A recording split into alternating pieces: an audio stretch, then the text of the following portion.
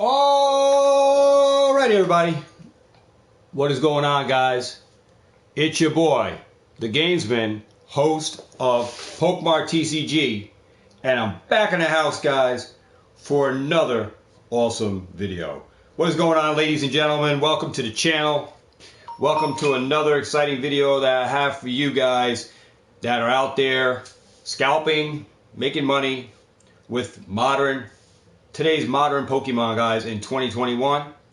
Got another exciting video, guys, lined up for you guys that are all out there hustling, making money with modern Pokemon. So we're going to get into another video, guys. So sit back, grab a nice cold drink. Got a nice interesting video for you guys to partake on this adventure of the channel. So I'm going to take a seat in my old chair here, guys.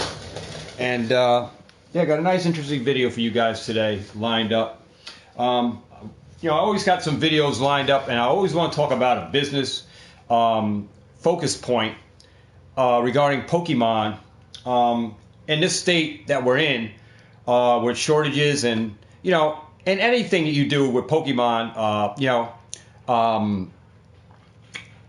wherever you got in on, whatever era, whatever level of Pokemon that you got in on. Some people got in when there was Sun and Moon. Some people got in on the WotC era, and a lot of us today.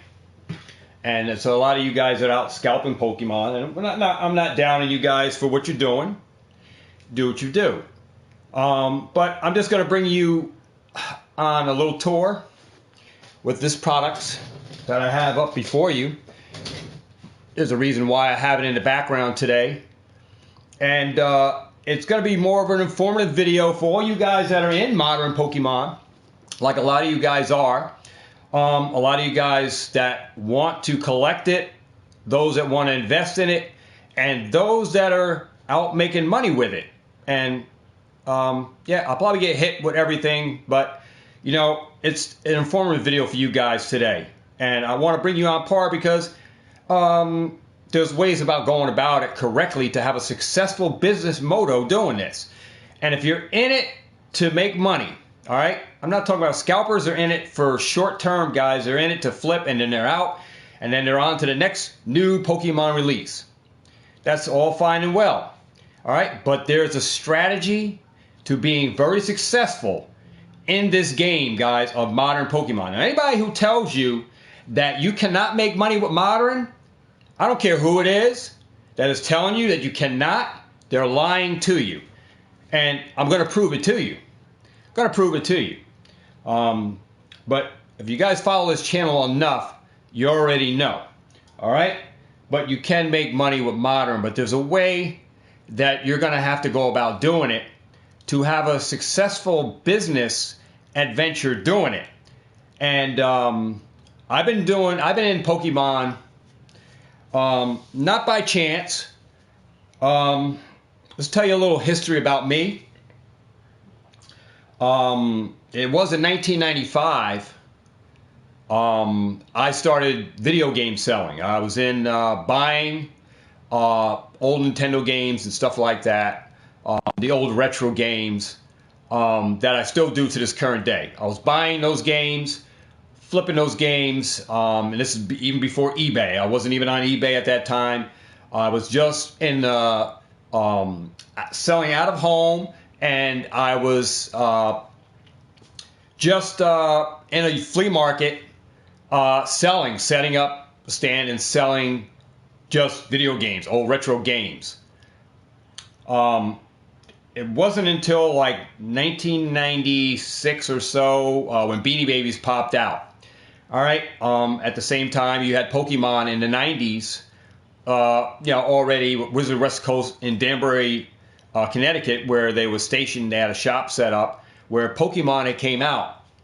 And at the time, I'm living my life, guys. I was young and dumb back then. I was trying to create a business, and I made a lot of mistakes, even in the video game end of it. Made a lot of mistakes with being young, being in debt, not business. I had a business mind on my shoulder, but trying to run a business and then being in debt at the same time, and trying to buy games and having a lot of credit card debt, it caused a lot of issues where I couldn't I was making money and yet not making money because I was paying what I made to the credit cards and then back in debt again with the credit cards, charging it up. And it wasn't until I got involved with the Beanie Babies that I started to realize, this is serious, that I can make a living flipping product.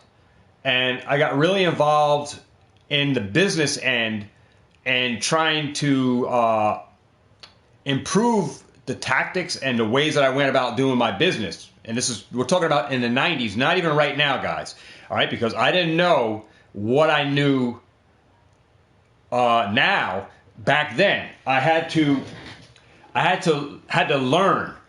And here I am, like I said, in debt, trying to buy video games, flip video games, and, make a living, improve my lifestyle, improve my family. Well, I didn't have a family, but I had my mom and dad and stuff. I was young, had girlfriends, but really no time to really go out because I was so focused on buying games and stuff. It really didn't matter on that end. But I was so focused, like I said, it wasn't until the Beanie Babies came out, and I started making really substantial income moves with that.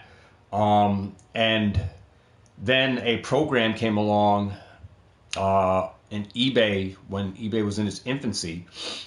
And I took this program from Dave Espinino. All right, if you don't know Dave Espinino, I'm just doing a little background on myself, guys, how I got involved in buying and selling and flipping. So then we can move on to this, because this plays a lot of part onto what I know now and what's going to be transparent to you guys that other people really aren't telling you about, and how you can go about making a successful business with this. So, like I said, I took a course.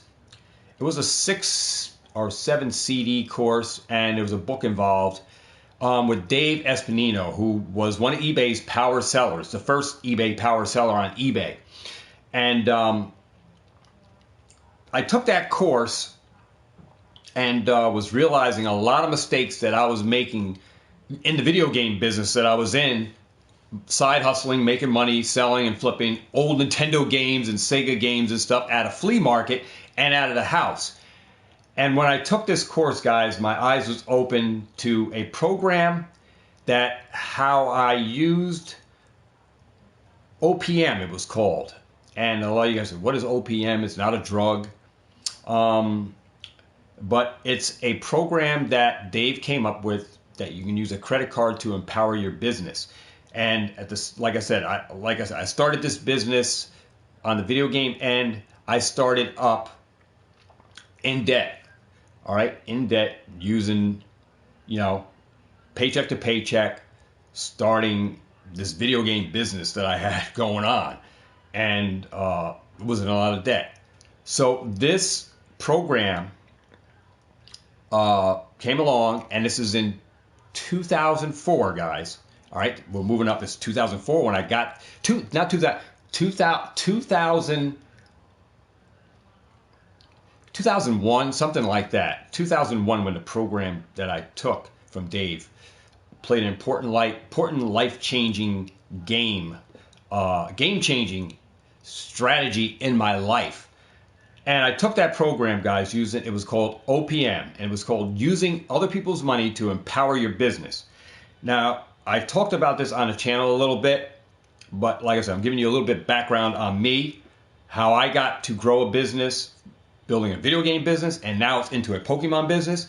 And and this is how I started. All right, I took that program, and it was life changing for me, because I had someone that was willing to show me the ropes on how I can use OPM, which is using, all you guys have credit cards, all right?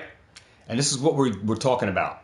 Using that credit card or credit cards that you have to empower your business. Now, a lot of you guys that are out there hustling, side hustling, you're probably just spending your money. A lot of you guys are out buying product using credit cards to buy and flip on Amazon, or buying to flip on eBay or on Facebook Marketplace. Now, what the program that I took from Dave Espinino taught me was using a credit card to empower my business. That means using a credit card to buy products that I can flip easily to make profits. And you would have to go to stores and buy product, all right? But then you would pay your bill way in advance before it's due, before that credit card is due. So you're using a credit card to charge up product. Just like you guys are going out buying Pokemart product, but some of you guys are going about the wrong manner, all right? And getting into a lot of trouble. And some of you guys are going to get caught with your pants down, and you're going to leave the market because you got all this product and it wasn't selling. And that's why I got this product up here. We're going to go over that, like I said, in this tutorial teaching video for you guys that I set up, and I wanted to get this out to you guys. So I took that program, guys, and it was using a credit card to empower the business, because a lot of people think that you need a lot of money to start up a business. And I'm not talking about just going in and opening up a Pokemon shop and getting a DBA and starting up and getting your own tax exempt to go and sign up for a distributorship. I'm not talking about this. We're talking about just dealing at home, having your own home-based business.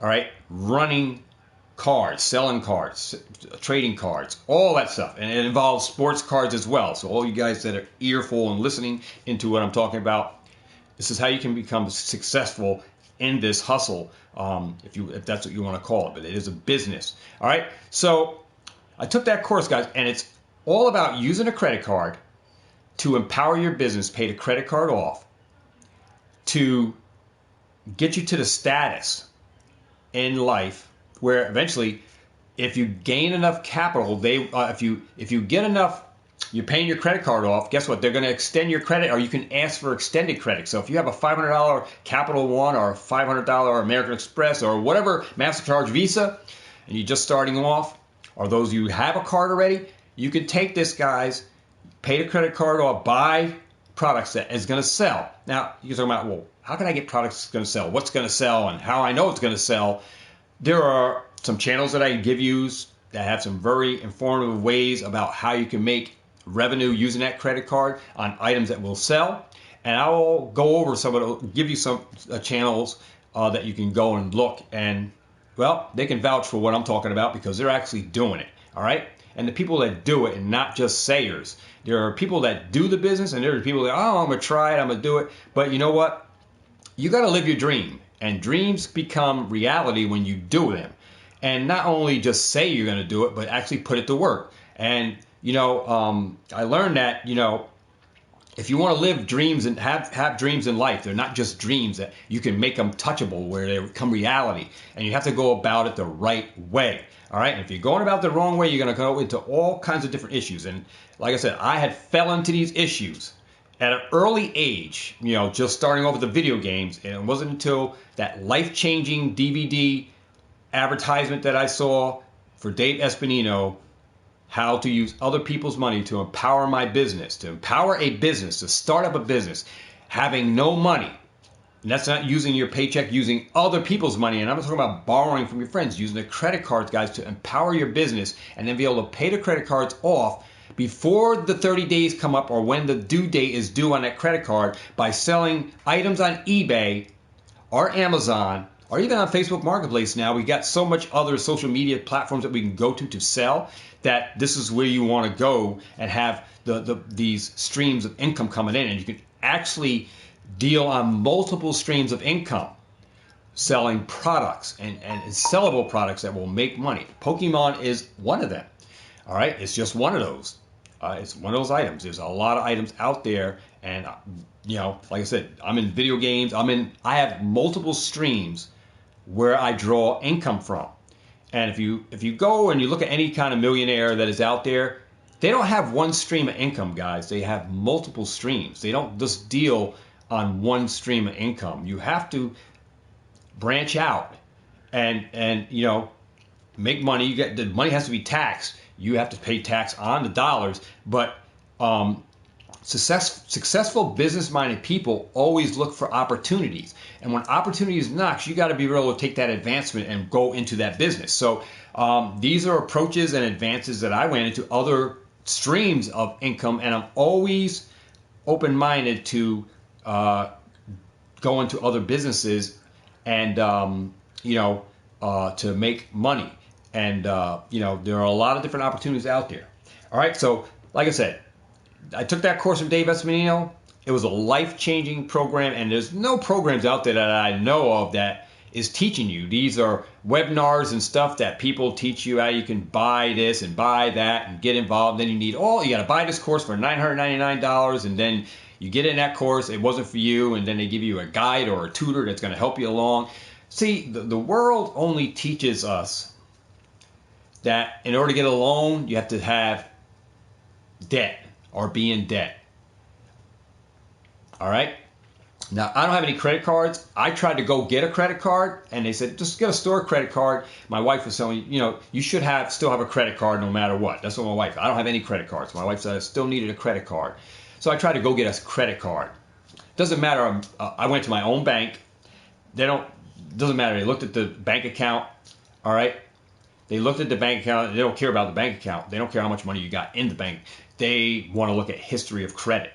So I don't have any credit. I have credit history, yes, but not current history of credit. They need current. They want you to actually have like a pile of debt, having a credit card, being in debt in order to give me a loan, just so I can get a credit card. I'm trying to establish to get a credit card. But there are ways that you can go about, establishing yourself and getting a credit card, and it was just a nightmare. So I just gave up. I just said, you know what, forget it. I'm just going to keep doing my business moto without going with the credit card route and just stay with. My wife said, go get it. I tried. Nobody wants to give me one because they want me to have it. I said, how can I get a card if you're not willing to give me a store card? I don't have any line of credit. But I said, but here's the funny thing. When I was young and I first started a job, Capital One and all these other credit card companies were knocking at my door, willing to give me a credit card. Here, now, the world only teaches you how to stay in debt and be in debt. No one's teaching you how to successfully run a business and be out of debt and be debt-free running a business. So here's why I come in part telling you about how I started, and I'm a debt-free business owner, still doing my business that I did in the 90s, and I'm still doing those to the day, and I'm now doing Pokemart and other multi-streaming lines of income that I'm doing on the side, on my side hustles. And this shouldn't be a shocker to any of you guys, because on the channel, I showed you guys pickup videos and all that stuff. Well, videos of what I did, picking up, even still doing what I did in 1995, still doing the very same game hustle that I do right now. And it's still a game changer for me. And now Pokemart is another side stream hustle where it can become very lucrative and very profitable for those that use it in the right manner and do the proper things. Because look, all of us came into Pokemon at different levels. All right, we have some guys that come in at the WotC era. All right, and that's past me now. Those boxes are very pricey. And, I'm not looking at WotC era. I'm in the modern end, but I came in on the era of Pokemon, guys, when Burning Shadows was on its end. Is on its end turned of being like, it just finished up and was out of the, hard to find it in stores. It was still popping up here and there in box sets, but it was basically out of, not out of rotation, but out of the system where I was finding it hard to find Burning Shadows. So I came in with Crimson Invasion, Primal Clash, all the XY Sun and Moon era cards. So yes, I'm holding a lot of that product still in sealed form. in inventory right here on the channel from when I started my channel. I didn't open all my products. I was known as opening up Dollar Tree packs and stuff like that. But on the side, guys, I was holding on to a ton of sealed XY product and still buying it to this day, sealed product. And if you do this business and you are mindful on what's out there regarding reprints and stuff, we're going to talk about that, because you guys need to be on top of this game at all times to know that to be profitable in this, you're going to have to continue to find the same products or find products that have value that is within the boxes, tins, and whatever else they come out with in Pokemon to become profitable. And this can be short-term flips, and it can also be long-term holds where you're going to generate income later on. So those of you guys that have deep pockets that can put money in, and I'm not saying, this is why I didn't get into WotC era, because the WotC era is past me. To generate a profit for me, if I get into like buying WotC booster boxes, right? If I go in and buy a WotC booster box, all right, base set or unlimited or first edition, the boxes are astronomically priced right now. You already know. Go check out WotC era booster boxes. They're like $15,000, $10,000. I can better use that same $10,000 and buying modern Pokemon and turn a better profit than I would turning that box, because I'm going to have to sit on that box on WotC for a time before it even escrows into some money where I can turn a profit on it. If I'm buying at market values or even just below market values, to even turn some kind of profit on that box of WotC era, spending $10,000s on those boxes, I can better use it in modern and turn a better profit on the modern now than buying that WotC box back then. So everybody is coming at different levels of Pokemon.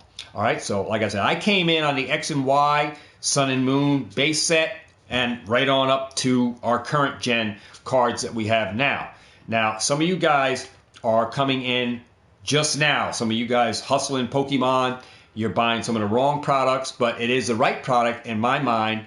If you're young, like I was, I'm going to tell you guys, I never told you my age, but just to tell you my age, I'm 54 years old. Okay, so this is the first time you guys ever heard it, because I never told my age on the channel, but I'm just going to put it into perspective on how you collect Pokemon and how you would utilize this for your best interest if you're doing modern now. So all you guys that are coming into modern now, you're coming into Battle Styles, Chill and Rain, Sword and Shield base set, Sword and Shield base set, not Sun and Moon, Sword and Shield, Rebel Clash, Evolving Skies, Vivid Voltage, and then Fusion Strike. You guys are coming into those eras. So if you're just starting into a Pokemon to try to run it as a business, you're selling on Facebook Marketplace, all right, and you're selling on eBay and flipping this product, all right, making a profit, all right, that's all well and good. You're coming in on that era. Now, for you, that's short term.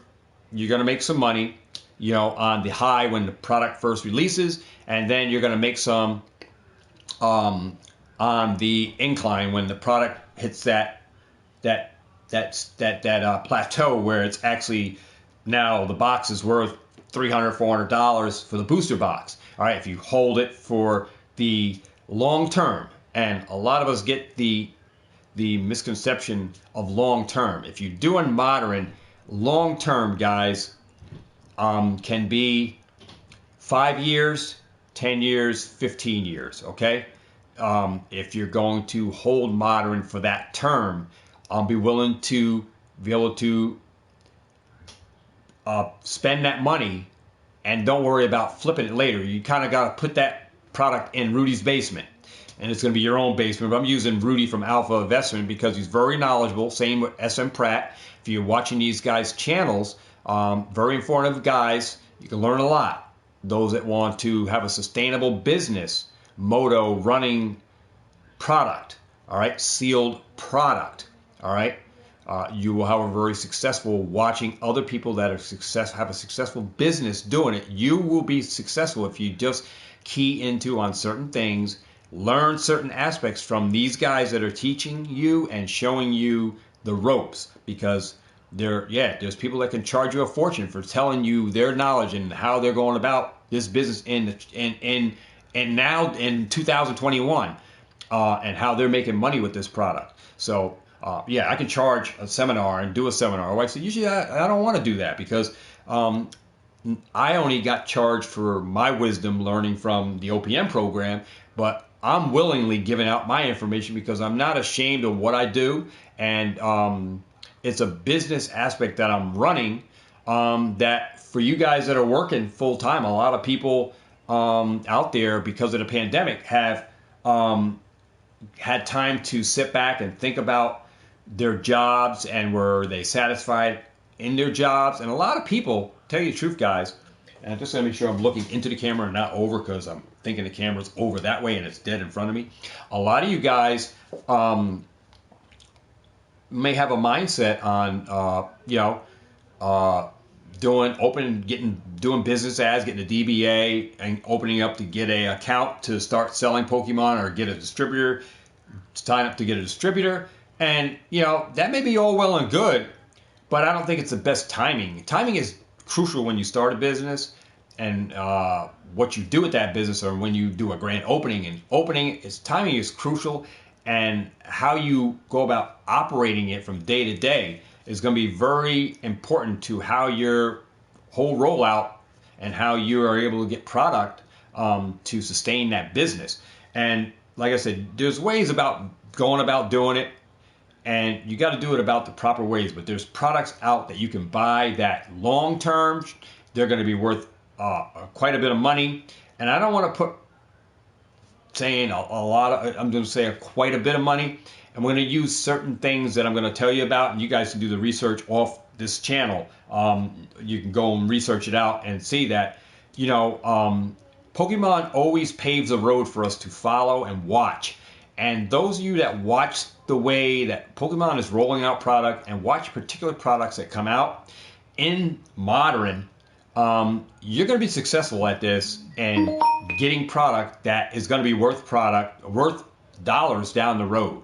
I would just say going to be worth dollars. It's going to be more than retail. And some of these products go over double MSR, and some of it is within like 3-year term. It's already valuable, and we'll talk about specific products. But we're going to go into some products in the back here that I have, and we're going to tell you about them. So I got some packs, but we'll start off with like this pack of Detective Pikachu. Not sure of the date of when this came out, but a lot of us got into the motion of buying it, and then it was going to be a quick, get out and, not going to pick it up or whatever. But now if you go and look at Detective Pikachu, it's got some dollars added to it now. These packs are quite valuable in a way that long term they're probably going to be worth some dollars down the way.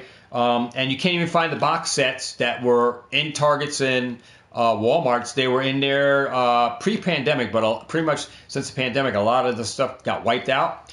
So product that's, could continue to gain value is Detective Pikachu booster packs. So I have these in stock. These are some items that I've been buying.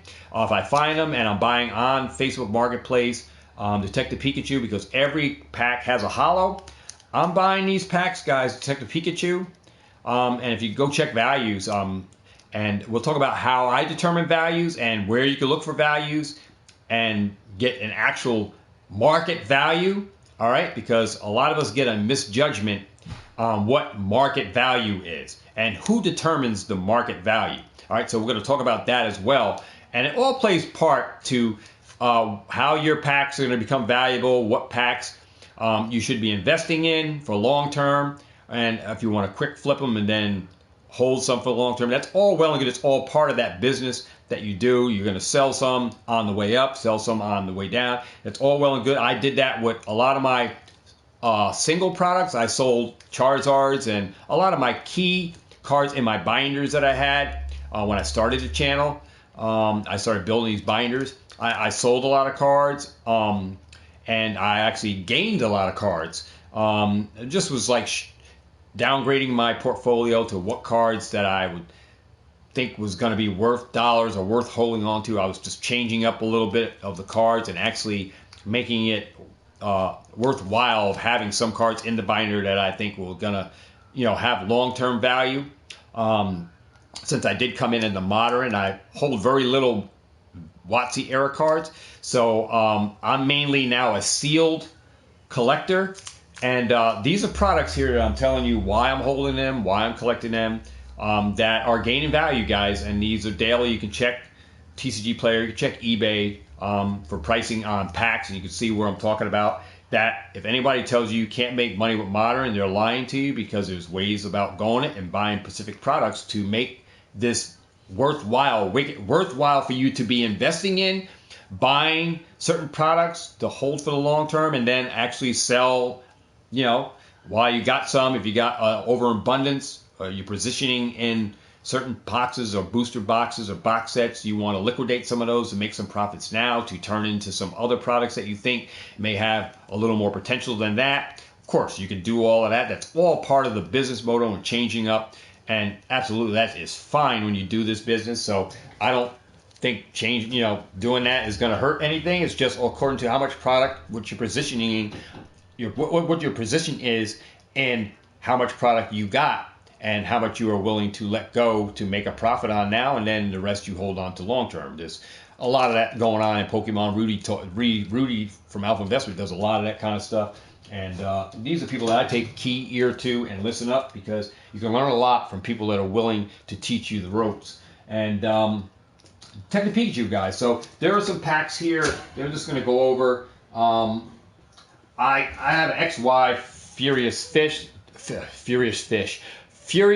This is a Dollar Tree pack. I just have one. I just found it randomly. I never found any more in a Dollar Tree. I was in Florida when I found this, and I picked it up. So I only have one. And if you go check out prices, you can definitely see where X and Y Furious Fist packs are, and even where the Dollar Tree packs are. But another pack that I have are these Evolutions Dollar Tree packs. And I have these in set form, art forms, sets. Charizard, Raikou. Well, I didn't bring the Raikou out. But the Venusaur, Blastoids. Now these guys, you already know what Evolutions is doing. It's about $15 to $18 a pack. You already knew Evolutions blew up. I have Dollar Tree Evolutions. And we're going to talk about Charizard for a minute on the Evolutions. I've been noticing that a lot of packs, Charizard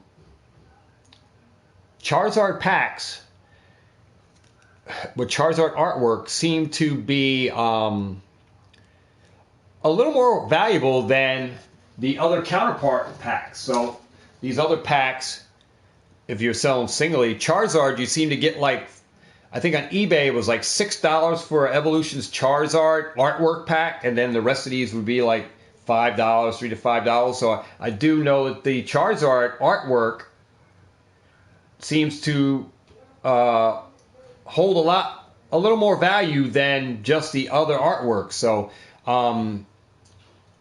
those of you out there, guys, take heed to like collecting artwork packs when they come out with sets. Anything that has a Charizard, maybe even a Pikachu, seems to be holding a lot of value. All right, so just keep that in mind when you're out and about. You find product. Charizard stuff holds value. We'll talk a little more about Charizard a little bit later on in the video. Another pack, guys, we're going to talk about that came out, the Mcdonald's packs. They were abundant around. People were going to McDonald's, buying a bunch of them. They were buying the whole case of Pokemon sealed McDonald's, and I think these are going to be worth sending in. I think you can even get these graded. I think these are going to be some value to them down the road. I don't know exactly what kind of value, but I do have packs on this that I've been even looking on Facebook Marketplace to buy even more of, and still out, buying them if I find them. Very hard since McDonald's ran through, the whole promotion is over. These are just getting like a little bit harder to find eBay is probably where you're going to find a bunch, but you know, with every business motto, you have to buy at the right price. You know, you cannot buy products high, all right, and then you're going to turn around. Your profit is going to be cut. And we'll talk a little more about that too, hopefully, before the video about buying products on the high. We'll talk about that so you guys can understand where I'm coming from on that, because there's a way you would definitely have to measure that in when you're doing your business. So definitely some products right there that I am buying, if I can find at a decent cost. Let's go into Celestial Storm. These are all off my booster pack wall, so these are why I can just easily show these. Celestial Storm. These did not get reprinted. Celestial Storm, a nice set. Jirachi cards in there. Sun and Moon. This is a nice investment. Booster boxes, if you want to get those. You can already check the values on that. Celestial Storm. Sun and Moon era, guys. So definitely, you know, if you can find some of these booster boxes and get them cheap, definitely get on them. Battle Styles. We'll talk a little bit about Battle Styles. This is the newest, one of the newest sets. Battle Styles came out. This is definitely a long-term hold set. You definitely, on this set, this was made for the people who play in tournaments, make decks and stuff. There's a lot of playable cards in Battle Styles, guys, that people are building decks with. So a lot of people brushed this set off. I did at first.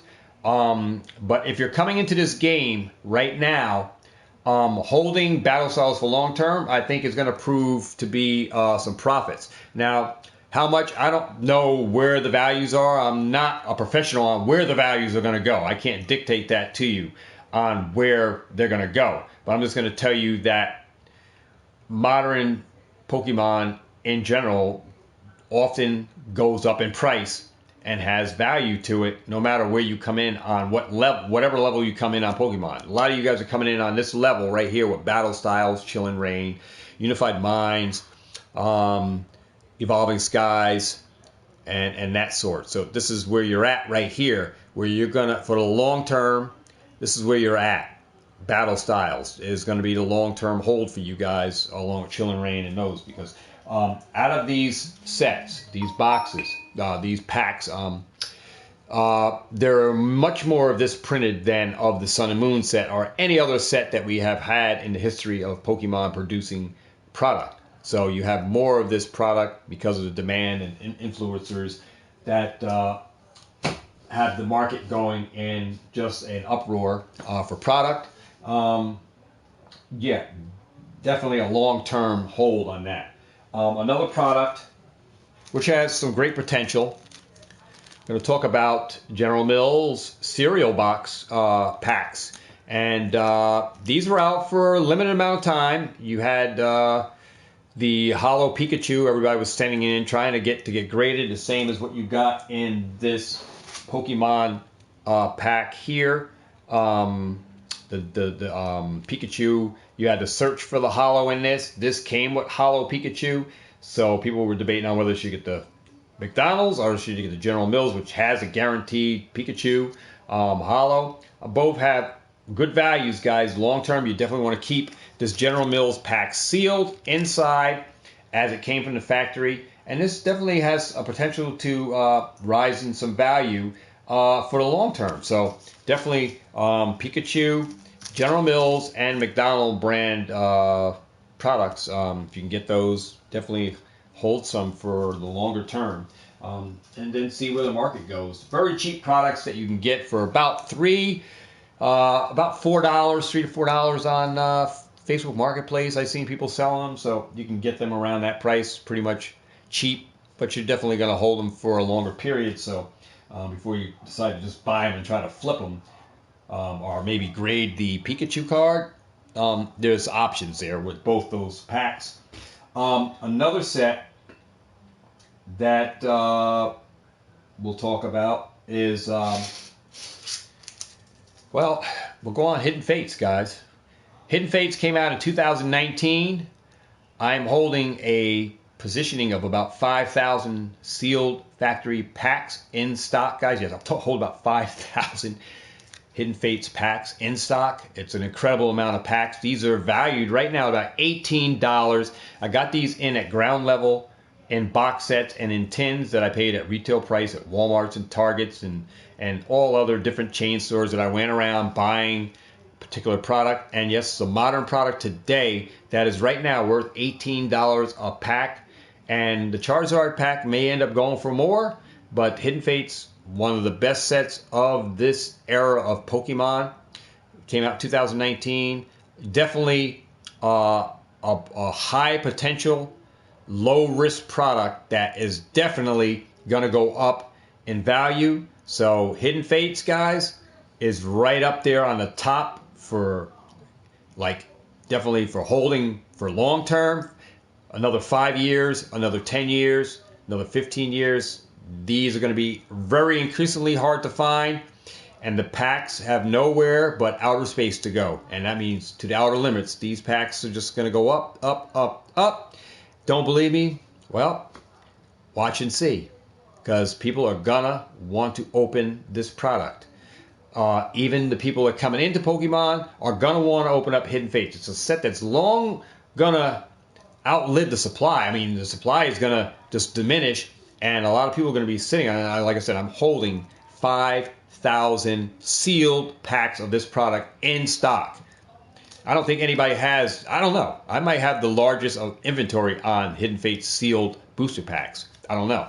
But I do have other sealed products. We'll talk about a majority of all this product that I got, why I'm holding it, what I'm doing with it, and how you can profit from it. And we're talking about modern Pokemon today, guys, on products that you can buy, hold for long term, make money on a short term, but definitely make money in the long term.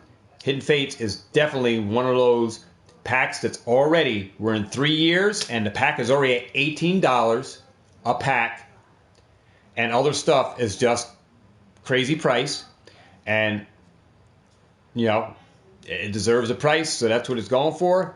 We're not going to see probably no more reprints, and pack has nowhere to go but up, because people to this day still want to open up Hidden Fates. People coming into Pokemon want to go into Hidden Fates. Sky's the limit on Hidden Fates, guys. So I highly recommend, if you can get into Hidden Fates, even coming in now, you get some Elite Trainer boxes, even at 140, guys, I would grab them damn booster, those Hidden Fates ETBs, tins, guys, hold them for the long term. That's where it's at. The action for you guys coming in, you couldn't get them at 20 because you didn't come in on that level. You're coming in now where the prices are up, so you're going to have to pay the piper for now, but you guys are going to make a nice, hefty profit if you hold it for a longer term. So those of you coming in, Hidden Fates is #1 on my list. Should be on yours too for buying now, while you can still find tins at 40, 45, 50, Elite Trainer boxes at 120, 125, 130, 140. Jump on them, guys, because that price is not going to last forever, and soon they will be shooting back up. The Elite Trainer boxes will be back up there at the 250, 300, $400 mark, because they're not going to be posting those back out anytime soon.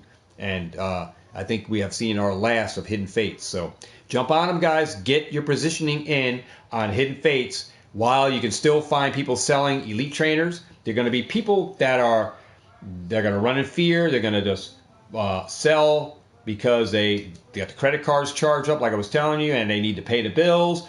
And there are people like me that had that lucrative income, can buy this stuff and just hold it and not even worry about putting it in Rudy's basement. Just forget about it. Set it and forget about it, and just let the price go to wherever it's going. And then, hey, if you retire, when you reach that time when you want to retire or you want to sell, guess what? You're going to be king of the hill, sitting on top of, the hill with these things, selling them because you bought them in at the entry level. And even if you didn't buy them at entry level, you bought them in at a higher thing, you could still, long term, we're going to make a nice whopper off of these packs. So Hidden Fates is #1 on my list, guys. I recommend you guys position yourself now on these before the price gets out of your pocket range. All right, so another pack. I guess we'll go into Champion's Path. It's another set that we'll talk about, and that is just like Hidden Fates. It's a holiday specialty set. I don't see them out in the wild anymore. I don't see this product out in Barnes and Nobles. I don't see it at Target. Pokemon is not reprinting. Guys, I highly advise you guys to jump on Champion's Path. Get that product. I think it's sitting in around $9 a pack, somewhere in that range now. But it does have the potential to go up. Remember, we have, with every product that Pokemon comes out, just like Hidden Fates, you have that Charizard in here, the shiny Charizard in this pack that is going to be the chase. And a whole bunch of Kanto region Pokemon is why Hidden Fates is like the best set of modern age, and why people would want to open it, because there's so many great cards in this set. Champion's Path has a few cards in it. It is that shiny Charizard, the shiny, like, skinny Charizard, I just want to call it. And then you have that hyper rare Charizard, which is an awesome card that's identical to the one found in Darkness Ablaze, in a full art form in Darkness Ablaze. I like the full art version of the Charizard that is found in Champion's Path. I like the Darkness Ablaze one because it shows all the colors. The hyper rare really doesn't do too much. You have to put in the light to see the colors, but I like the one in Darkness Ablaze better than the one in Champion's Path. But the reason for people chasing this pack is because they want to pull those Charizards, and these packs will forever go in the books as ones to open up and ones to go on a chase looking for the Charizards. So therefore, they're at about $9, $12 on Rip and Ships. Highly recommend you guys get in on these packs before they escalate in price, and hold for the long term, guys. Another two sets, like I said, another set of packs that you want to hold for the long term. Champion's Path, guys. No brainer cards here, guys. You definitely want to hold these cards for the long term. Let's talk about Evolutions. There we go. A set that was printed to oblivion. All right. This set was in Rudy's basement. He couldn't even move the product. You watch this channel like I do, you would already know the story behind this. He said a lot of stuff, like I think Roaring Skies and some other sets. This was one of the sets. Threw it in the basement, forgot about it, and then he was selling a few. Nobody really wanted it. It was a mass-produced product, just like today's Battle Styles, Chilling Reign. Booster packs are overabundance. There are a dime a dozen, but yet Evolutions was one of those sets that was just like that, and yet now the product has dried up, and the demand for years after this product was released to this day in modern Pokemon now, people still want to open it because why? There is a base set Charizard reprint with a Venusaur and a lot of other old Japanese secret rares and stuff in these sets that people want to add to their collections, and a reason for why they want to buy these packs and even to hold on to them long term is because of that hunt for the Charizard. And guys, they're very hard to pull, the Charizards, and get them in mint condition, where I'm saying mint where they're PSA gradable without having print lines and any kind of like centering. This set is plagued with centering, plagued with whitening, plagued with print lines. A lot of issues on all the cards in this set are plagued with issues, making it very hard to get gradable cards that have great centering and everything without having an issue. So this is going to be a reason why people are going to chase after it, is for the Charizards. That is, the Charizard is in here, and to get a PSA graded or Black Label Beckett Charizard. So this is another set that really spiked up. It's about $15 a pack. These were abundant in Target in 3-pack blisters and in 2-pack blisters. I saw these, and like a lot of other people, I passed them by and I bought some, and then I started accumulating some. I opened up a bunch, pulled 13 Charizards, then I sold some Charizards on the rise, and I have one that I kept that I pulled out of one of my boxes that has a little speck on it that may end up being a PSA 10. anyway. But Evolution, guys, is another pack that has seen increase in value versus when it wasn't even selling. Now this pack is desired and is surely chased after if you can find it, which is very hard to even find. So definitely Evolutions is on the list as well. Long term, yes, guys, this has nice potential to become very valuable down the road, even more valuable than the $15 it's going for currently right now on TCG Player. So definitely highly recommend you guys getting some of those sets. Let's talk about Burning Shadows, guys. Burning Shadows is another highly positioning set that I have a lot of booster packs of in stock on. I'm sitting on a nice positioning of booster packs on Burning Shadows. Now, why am I holding Burning Shadows? Why am I collecting Burning Shadows? Burning Shadows is about $8 to $9 right now currently on the market. Full market value is $8 to $9. And Rip and Ship, same thing, about $8 to $9. This set also has a Charizard in it, and it is a special set to me because it has the first ever Rainbow Rare Charizard. That is very hard to pull in well-centered condition without having any issues. So why people want to have this set? Well, Charizard, guys. Charizard in Burning Shadows, the very first Charizard Rainbow Rare. You only find it in Burning Shadows booster packs. If you can find it, very hard pull. The pull rates are not the greatest in this set. It's very similar to, I'm going to say, Chill and Rain. All right. And, you know, the pull rates are not all that great. So, but highly desired because of the Charizard Rainbow Rare. A lot of people want that $300-$400 card, and they want to send it out to get graded. I have not pulled one yet, and definitely this is on the radar, guys, for long term.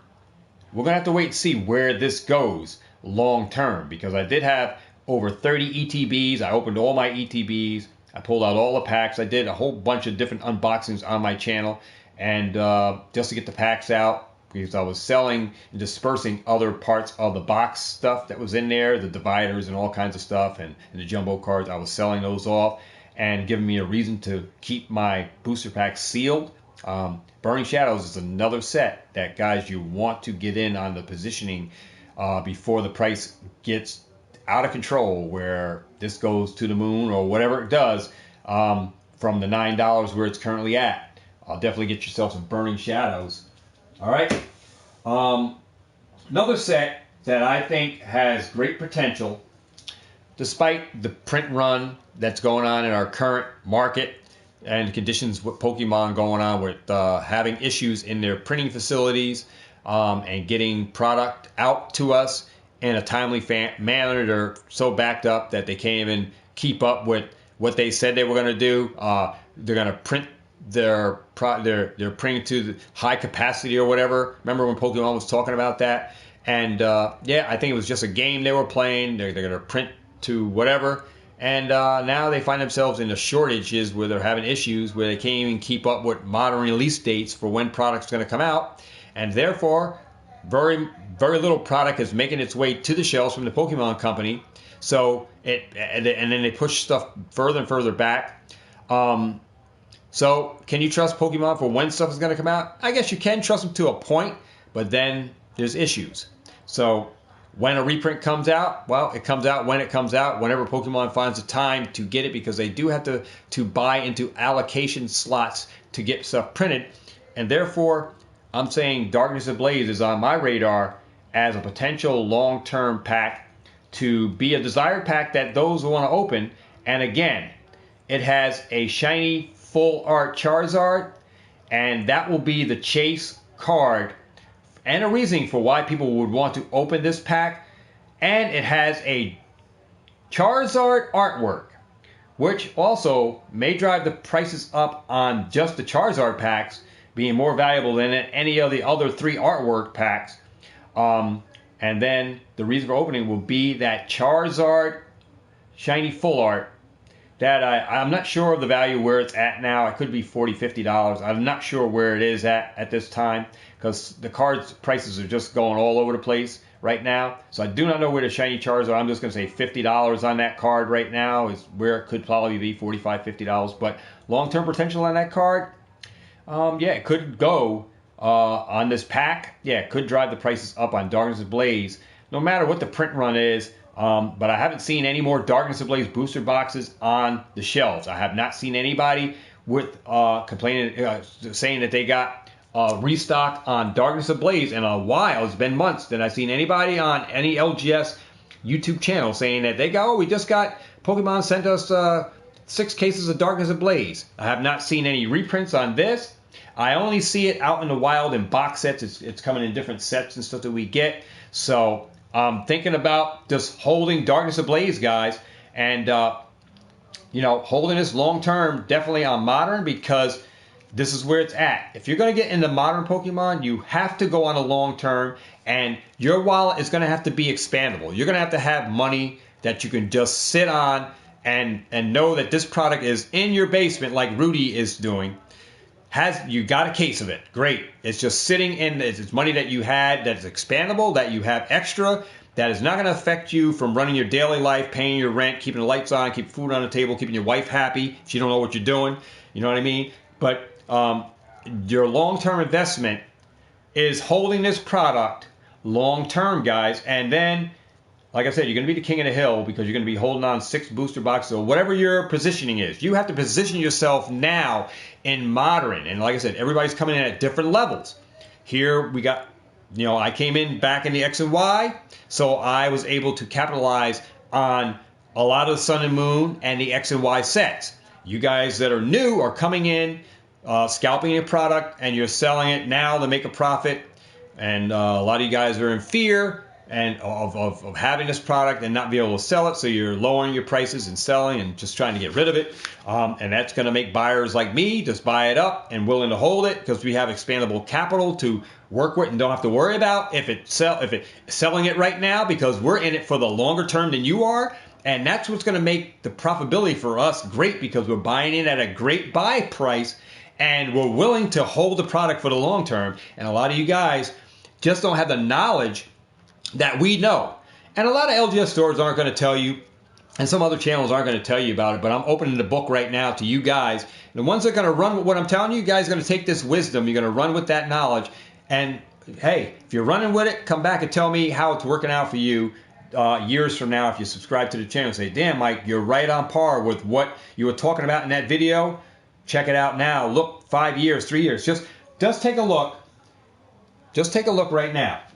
3 years, and Hidden Fates is already at $18.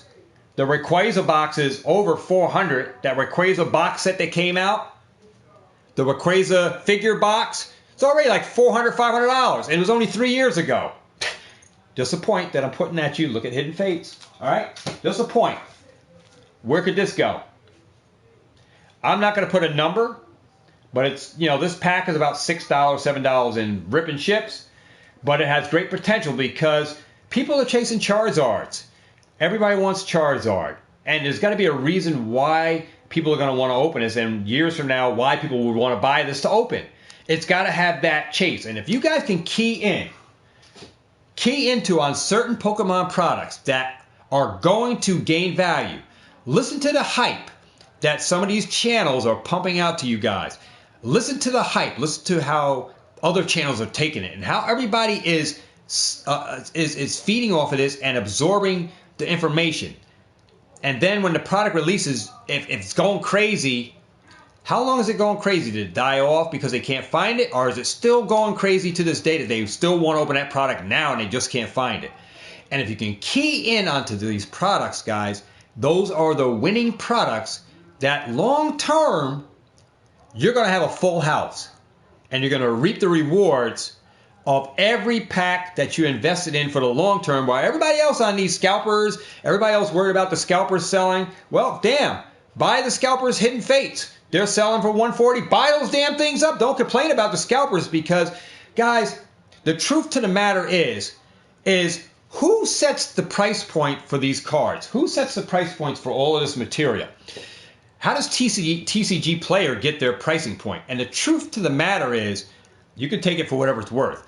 But I think TCG Player is just, the price they get is just prices that they base off of what they see people buying at shops, people that are buying on eBay and Mercari, and they kind of like intertwine them things together to come out with like a market price. Because I see some packs on TCG Player that is just the same price as eBay.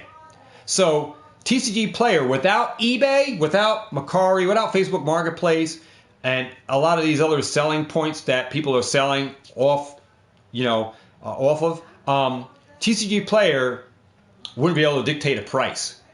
Wouldn't be able to dictate a price. So I just say that TCG Player is just a base price for where a true market price, because truly I have found that when I look at TCG Player, some of the pricing points that they're telling me that a value on these things is really lower than what I find on eBay or anywhere else that has a auction site that packs are available to sell, or blister packs are available to sell at, and they're selling for more than TCG Player. So TCG Player, I really can't rely on a total like true market price for products, but I use it as just a base point, a starting point from where I can generally say what a product is worth.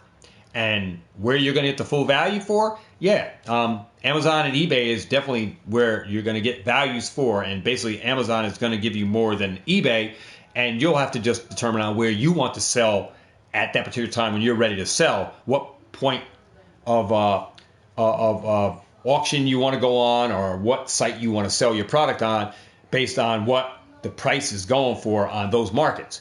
So you'll have to determine where you want to sell and associate fees that will be deducted, that will be added to your selling when you go, because after you deduct that fee, then it may lower it to actually lower than what you get on TCG Player. So just to know that there are fees associated with selling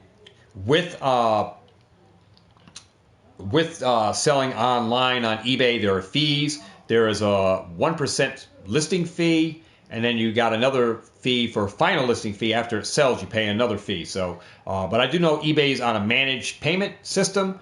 So you do get paid some kind of like every weekly or something like that. I haven't sold on eBay for a long time. I have stopped selling on eBay for a time. And I've been doing Facebook Marketplace, meeting a lot of people and growing my social media and that platform on growing the business on that end for me. So I've stopped eBay sales, and I have no fees, and I'm not paying any taxes, and I'm selling out of my house, meeting people and growing the business, telling them about my channel, and growing it in that manner. But you guys can take it to any level that you want to do. But this is where I'm going with it while I'm still renovating the studio. And we're going to go on to some more packs. So let's talk about this one. Shining Fates. All right. Well, this one had me stunned for a little bit, but they're still putting this out at Walmart. I do see Shining Fates, the box sets, in stores, Walmart's particularly. I haven't seen them in Target because I haven't really been to Targets as of late. I haven't seen them at Barnes & Nobles, but particularly Walmart's, I have seen Shiny Fates, the Pikachu boxes showing up at local Walmarts. So this one, some of the cards have tanked for the most part. All the cards have tanked on Shiny Fates. But I definitely am going to say long term, guys, with this product is going to have a high potential. All right. Even though, because this is a holiday issued set. All right. It is a holiday set. Same ranking as Hidden Fates and Champion's Path. This is in the same realm. And what makes it a little different is you cannot find these right now, but this is still being thrown out there. Now, it could be some overstock that Pokemon has in their warehouse and they're just moving it out. But I think long term, this set is going to overwhelmingly do pretty good. That it's going to rebalance. It's going to rebalance. The prices are going to go back. You know, they're going to start climbing back up. Charizard is going to be another winner for this set. Why people want to open it? Because, well, it has a shiny Charizard in here that you can pull from this set. And has a bunch of other cards in there as well. And a bunch of baby shinies just like Hidden Fates. Does it rival Hidden Fates? No, not exactly. But there will be a willing point for someone that wants to open up and we're going to want to buy this pack just because there is a Charizard in the pack that they'd have a potential to pull.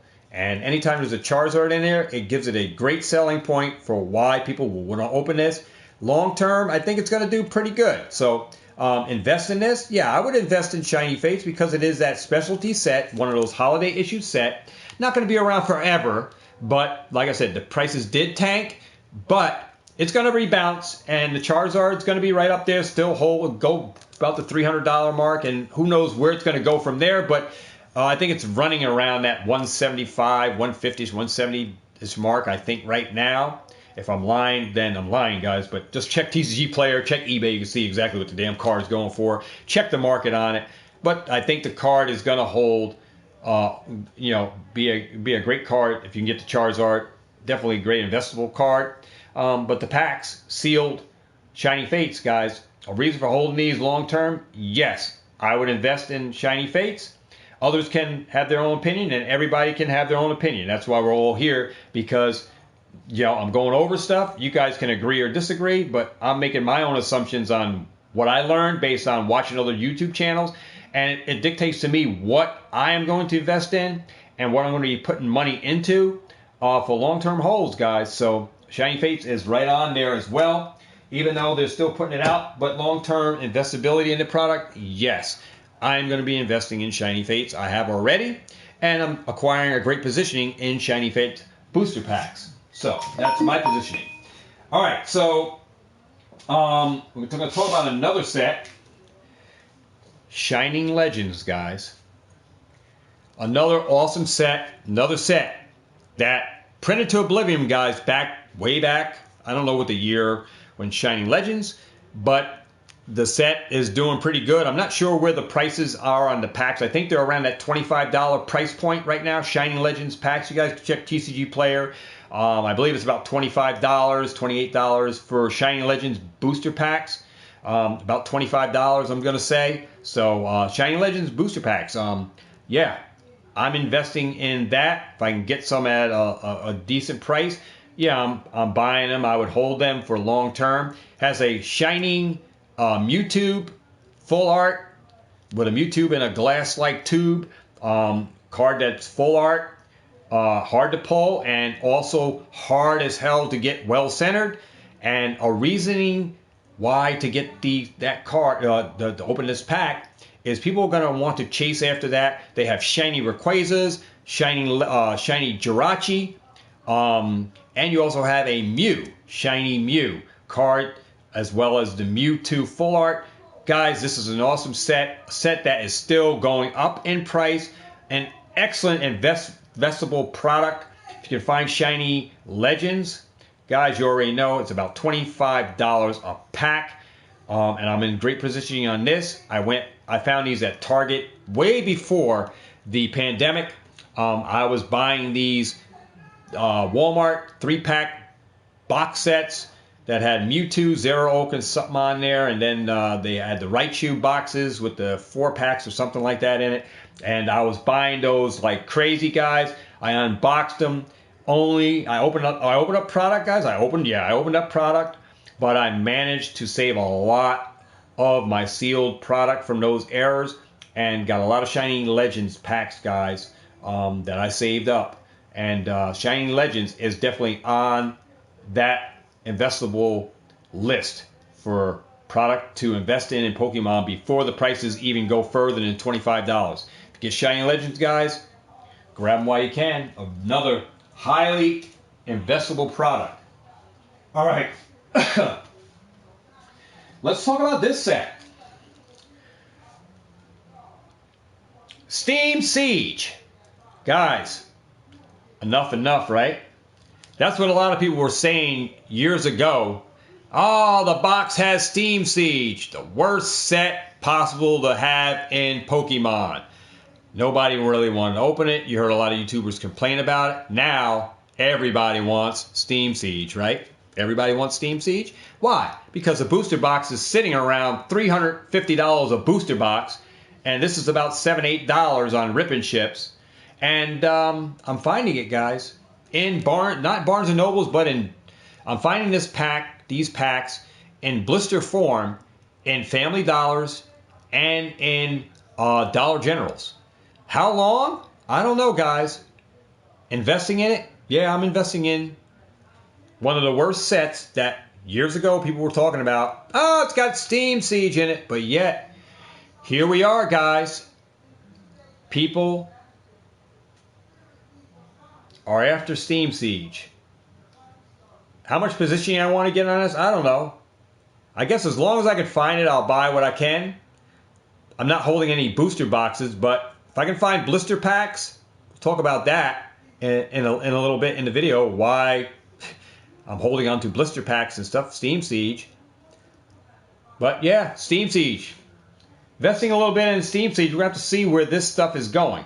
What I can tell you guys is we're in a new era of Pokemon that we're not going to see any of this older stuff in the tins, pins, box sets that are coming out in 2021 or into 2022 and after.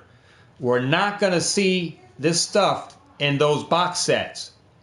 We're going to see Chillin' Rain, Vivid Voltage, Evolving Skies, Battle Styles, Fusion Strike. All right, we're going to see these newer sets and less of this older stuff. Because why? Pokemon doesn't have any more.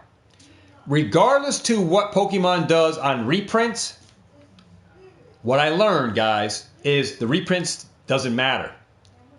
Never will Pokemon ever reach the demand level for their product. They will never feed the demand for their product. Therefore, they can never produce enough product to feed the people that want to open the product. So, regardless to what they do on reprints, the reprints hurt the product a little bit. It goes down a little bit, and then what happens? Another wave 3 months from now, but meanwhile, what happens to that price? That price starts to go up. Just look at Evolving Skies. Look at Vivid Voltage. Some prime examples on when the next wave is coming out. They don't even know. And when it does, well, it's going to be so very little that it's only going to temporarily fix the price a little bit, tank the price a little bit, and then it's going to go right back up again. So will Pokemon ever get it correct? Probably not, because they're not going to be able to feed the demand. So therefore, you're safe on the part where reprints really doesn't matter. Doesn't matter because they can never print enough to feed the army of hungry Pokemon pack openers that want to open the pack, or people that want to acquire positioning on the product for a long-term hold. So they're not going to be able to feed the frenzy, guys. So reprints doesn't matter. And they're not going to reprint everything. And we're going to talk about that too, guys, with what reprint products you should be buying and what products that you should be buying. Like I said, we got a whole slew of product, and we're not even done going through this presentation. So it's kind of a long video, but I don't mind doing long videos. I like to give it to you up front, personal. Then you guys can make your own opinions on what you buy and what you invest in. And just go by what I go by here, and you can take it for a grain of salt. Say, this guy's full of whatever. And like I said, we're going to see the true nature of what this does when I turn, and like I said, I'm 54. When I'm 10 years down the road, and I'm 64, and I'm still doing this channel, if I'm still doing it, where this product went, and we're going to see who's going to be laughing. Was I right? Was I wrong? We're going to see. And we'll see then, right? So all we can do is just play ball, do a Rudy's Basement with this stuff, sit on it, forget about it. And like I said, it's not affecting any bills. I don't have to worry about rent and all that stuff and worry about I got to sell this stuff. I don't have to worry about it because I had already built my success based on what I was doing a long time ago, that I can do what I do the way I do it.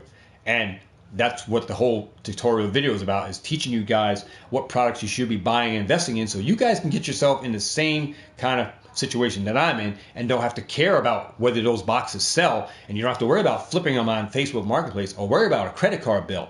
So this is what my tutorial is all about, teaching you guys how to invest properly in products and make money in the long term, and you can make money in the short term as well, depending on what you want to do with it. It's your money, you can do whatever, but I'm just giving you some proper ways to go about doing it. And you guys can take it with a grain of salt. But not everybody's teaching you these steps and what products you should be buying, why you're holding these, Mike, and what are you doing with them. I'm teaching you that right now. And that's why I want to put this video out, because I think it's very important that you guys are all watching scalpers and watching everybody talk about how everybody's ruining the market and what Pokemon is doing. And I think this is very viable information for you guys to take. Run with it now if you decide to do a Pokemon business, whether you want to open up a shop or whatever.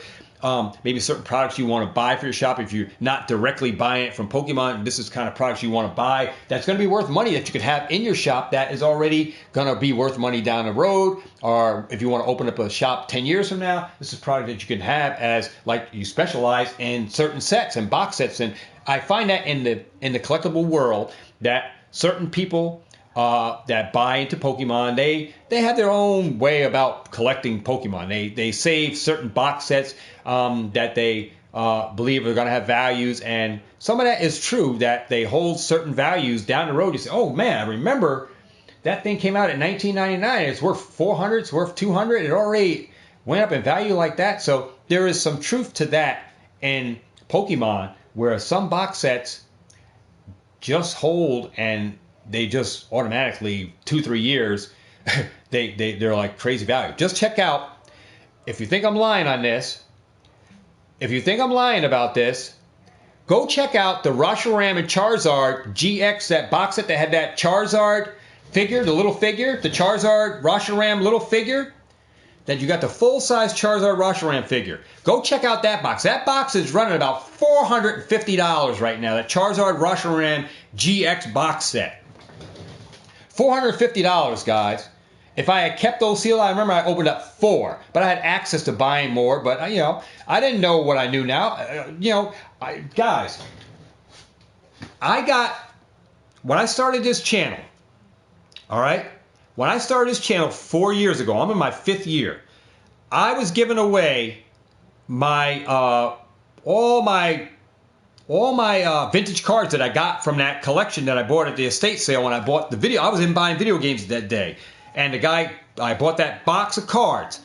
And I was giving away those cards. But at the same time, guys, I didn't know too much about Pokemon, the Black Star Rares. And it wasn't until I started watching YouTube channel and you guys were teaching me Pokemon, the Black Star Rares and all this stuff on my channel. I still remember when I was doing the channel 4 years ago, it was you guys, some of you guys that are the old school, the OG subscribers to this channel, were the ones showing me the ropes on, Mike, this is a Black Star Rare, and that's Jungle, that's Fossil. I'm like, how do you know that's Fossil? And I was asking questions. I still remember, guys. I'm not dumbfounded, but I have a great memory on my experiences on my channel and what happened and when it was going on. I remember. And that's what I'm telling you now, because I have a broad mindset on what was going on the channel at that time. And I remember you guys were telling me and schooling me on this Pokemon and helping me out with Black Star Rares and telling me what set it was from and how to determine what set it was from and look at the markings and card numbers and the stars. And I thank all of you guys, because with that, I ran on YouTube and I watch more YouTube than I do any other thing, because I need to be knowledgeable. I need to be on my game when it comes to this. And I want to be as knowledgeable as I can in finding fakes, spotting fakes, investing in sealed product, because this is where I'm at versus singles. I'm in more of a sealed product now, because I found the potential, that the real potential, guys, if you're going to collect Pokemon in modern, let me just move over. The real potential in Pokemon is not opening packs. It's against you. It's just like a lotto ticket. If I bought 10 lotto tickets, out of the 10 lotto tickets, maybe 3 of them are winners. The same thing goes with booster packs. The odds of you pulling cards that are going to be worth values are very, very low. And that's why sealed product is where it's at for me. And that's why I turned to sealed, and I really don't care about the singles.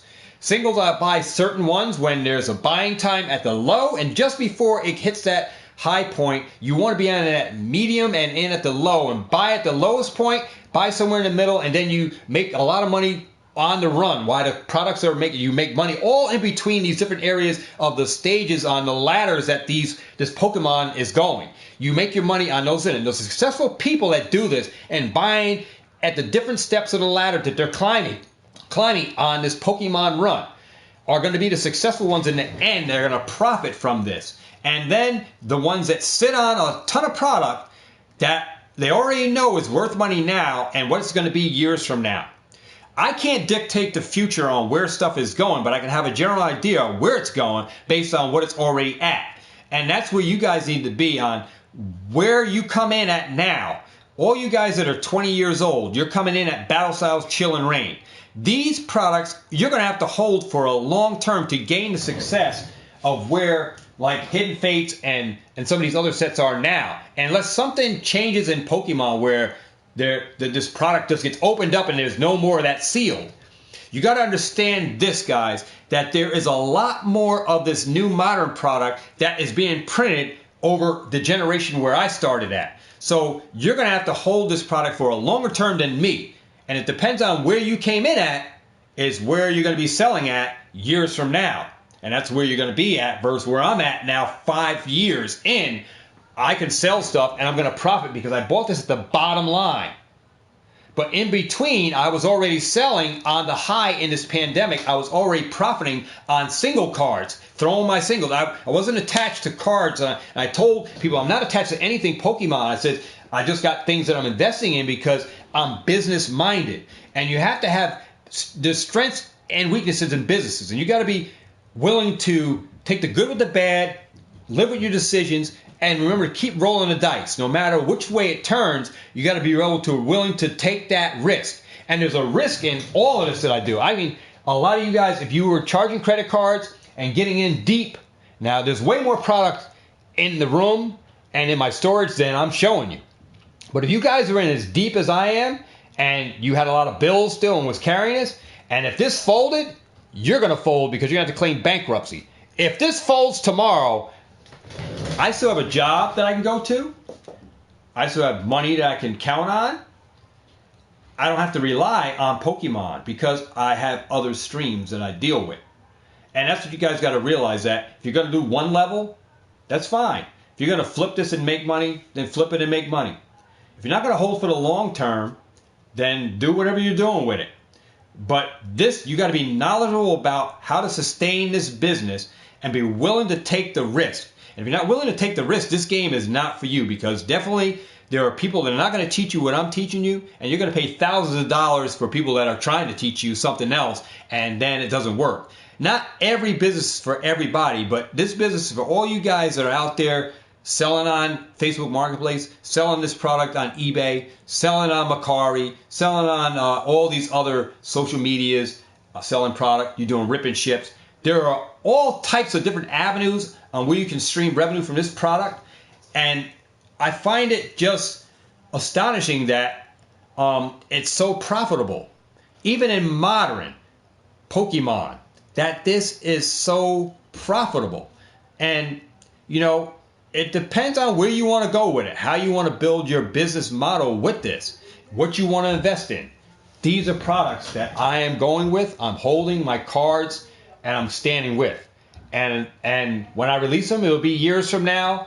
Some of this product is not going to my rip and ships, but I have different avenues on where I'm going to be doing with this. And like I said, my retirement is not solely based on Pokemon. I have other avenues where I am basing my retirement off, and where I'm going with my business. You know, it wasn't until I learned and engaged myself into other areas of business and be willing to learn, always open-minded, it's where the weaknesses that I had, they turned to strengths, and the strengths helped me grow. And yeah, even as I grow, I'm still going to make mistakes, and you got to be willing to make the mistakes. Step in the paint, and yeah, you stepped on the floor and you made footprints all over because you didn't realize you stepped in the paint. But willing to scrub the paint out when you make those mistakes. Scrub out the paint, recoup, move on. Move past the mistakes, learn from the mistakes, and grow. And that's what I learned with every business aspect that I got myself involved with, that I know I'm human. I know I'm going to make mistakes. And the mistakes that I made years ago when I was into credit card debt and in debt, you know, those are growing pains. You have to learn how to pick yourself up, shovel yourself out of those situations if you're plowed in, and just move on. And I learned so much over these years in all the businesses and all the YouTube channels that I watch, that I engage myself in. I take bits and pieces of those business motos and I run with them and strengthen my business moto. And it's you know, how I can, you know, just talk to you guys. You know, I love to talk to you guys and tell you guys about business and what I do, because it's the knowledge that I gain from watching these channels that help me grow and do what I do. And, you know, a lot of this stuff came before I started my YouTube channel. My success came before I even did YouTube. Like I said, I was doing video games long before I came to the channel. You know, long before YouTube was around, I was doing my thing and doing my side hustles. And then here comes YouTube, and here I am.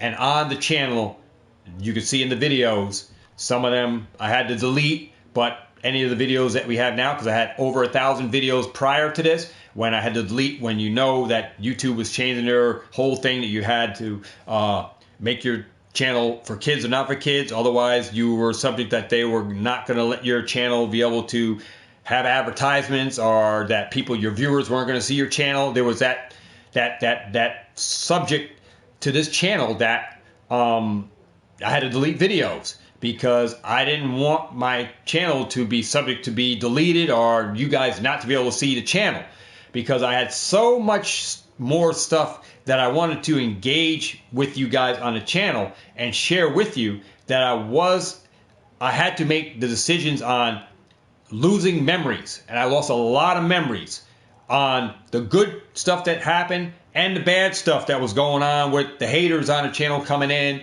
and get me all upset on the channel, trying to prove myself when I shouldn't have to prove anything, because I am who I am.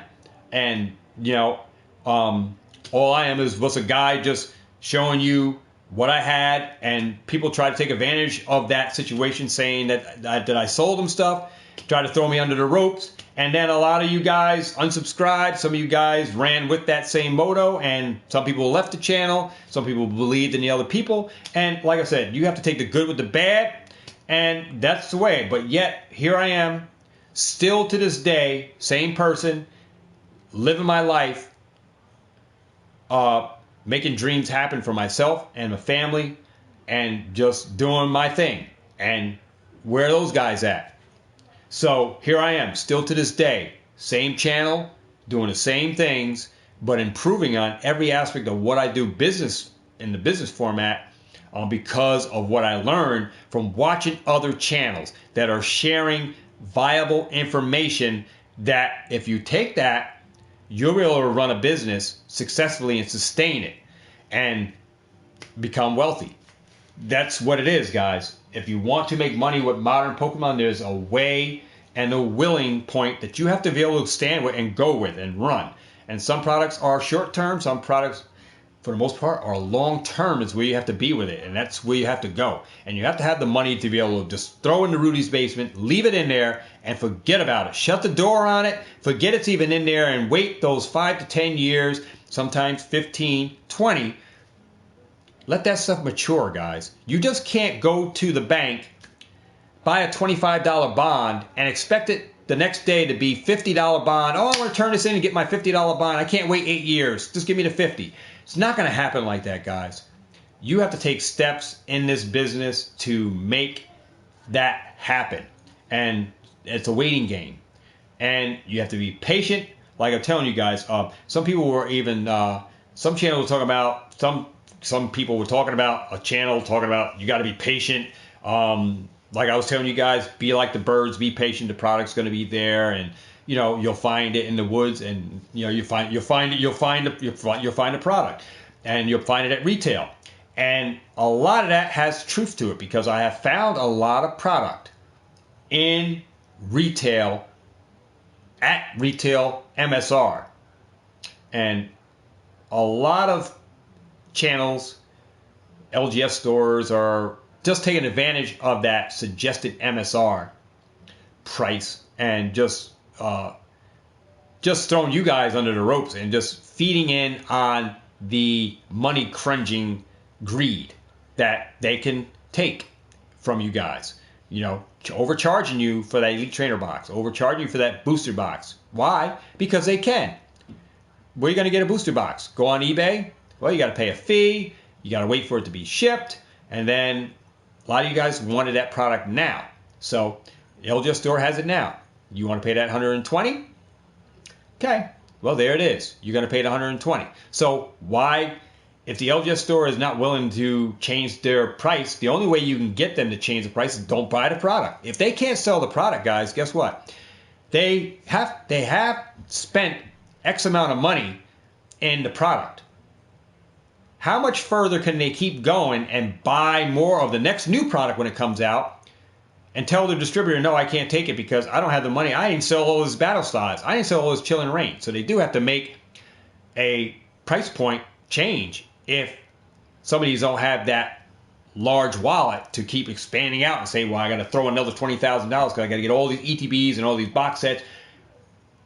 Fusion Strike is coming out. But yeah, I got all this money still in battle styles sitting here. Nobody's buying it at 120. Well, who told you to mark it up at 120? If you guys stop paying those prices, guess what? Prices come back to what we saw them at back in the years ago at $90. We'll talk more about buying products for what we're talking about in the tutorial. So let's go into this product, Unbroken Bonds. Another product, haven't seen out on a reprint. It did make a little reprint.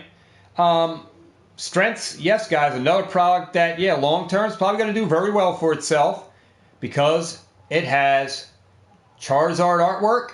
I don't have one with a Charizard artwork on it, but, well, there's Charizard on it. What am I talking about? Charizard Reshiram. And you can pull a Charizard Reshiram full art, hyper rare, rainbow rare, and a full art out of here. So Unbroken Bonds is another pack that I got into and got a nice positioning on these. And investable product, yes. Unbroken Bonds, just go check what the booster box is going for. I think it's around 300 some change, Unbroken Bonds. If I'm, check TCG Player, check some websites you guys are going on, Troll and Toad and all those other websites, see what they're going for. What's up, Ben F Production, Pat Tats Power. Says, Mike, you have the blueprint. I'm with you. Yeah. Thanks, dude. X Zones, Vinny. Super knowledgeable. Yeah. It pays to be knowledgeable about this game, guys. This is a game you don't want to get caught with your pants down because you can definitely lose your shirt and be in a lot of debt if you're using the credit card to charge all this stuff up and buy it, and then you can't flip it right away. If you can't hold it, then you need to just flip it and get rid of it as much as you can. Good luck with that. Another set, guys, is we're going to talk about Unified Minds. Another amazing set. Well, some of these sets, guys, you guys haven't even seen in stores or haven't seen a booster box or anything. Unified Minds, guys, another set that is investable and you should be investing in. Unified Minds, booster packs, booster boxes, should be grabbing these.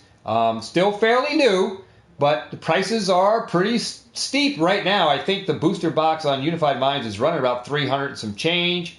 Just verify my check on that.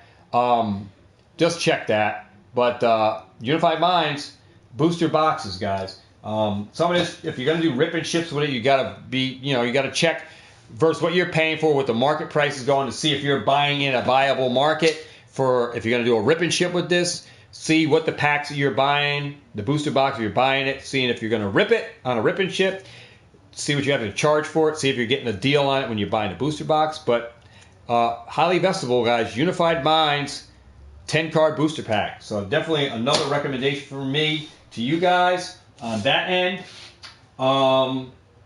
Let's talk about this one. Some of you guys haven't even seen this one. Dragon Majesty. A $26, $28, almost $30 pack, guys. Another Charizard in it that you can get. I think it's a Charizard Hollow. Dragon Majesty, another specialty set, just like Champion's Path, just like Shiny Fates and Hidden Fates and Celebrations. Dragon Majesty is another very investable product. Definitely want to get that. I have $26 on this pack. Definitely, I have a nice positioning on these. And I have some ETBs somewhere. I think they're in my storage unit. I have ETBs that I have yet to unbox. So I have about, I think, 6 ETBs of Dragon Majesty. With the Dragon Majesty ETB is going, I think, around $300. It's crazily priced. You don't even see this. It never got reprinted. Very hard to find. Dragon Majesty, guys, another investable product, guys. You should be trying to acquire some if you can get it at below market price. To hold for long-term investing, yes, Dragon Majesty, a nice set of dragons. And that awesome Charizard artwork. And Charizard you can pull out of Dragon Majesty, guys. Another awesome set. All these packs I'm showing you, I have nice positioning in packs. Well, I don't have booster boxes. You couldn't get Dragon Majesty in a booster box. You can make up a booster box, but by having 36 packs. But yeah, another set. Let's talk about Ultra Prism.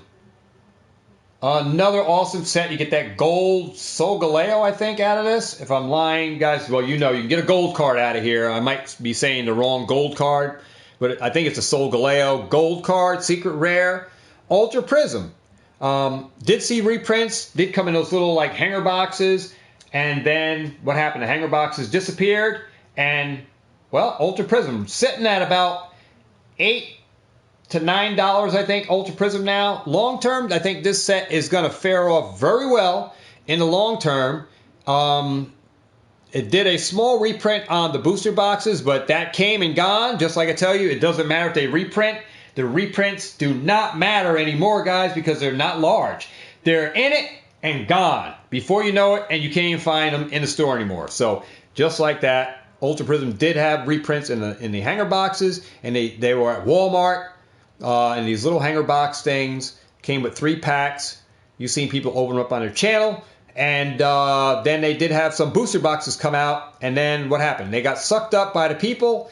And very rarely do you see a booster box in any LGS store. And 3 of my local stores here, LGS stores that I go and I check out what they have. I look at single prices because I buy singles. You know, I buy certain singles. I look at their booster pack assortment, and I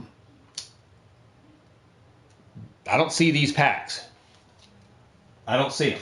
So they can't get them, or they don't want to pay at a higher price because they're going to have to charge you a premium to buy them. They're not buying them. So if you can get some Ultra Prism, guys, under par, I think you can check out NC Pack Buster has some Ultra Prism. Go check out NC Pack Buster at the Hydro Pump Poke Shop.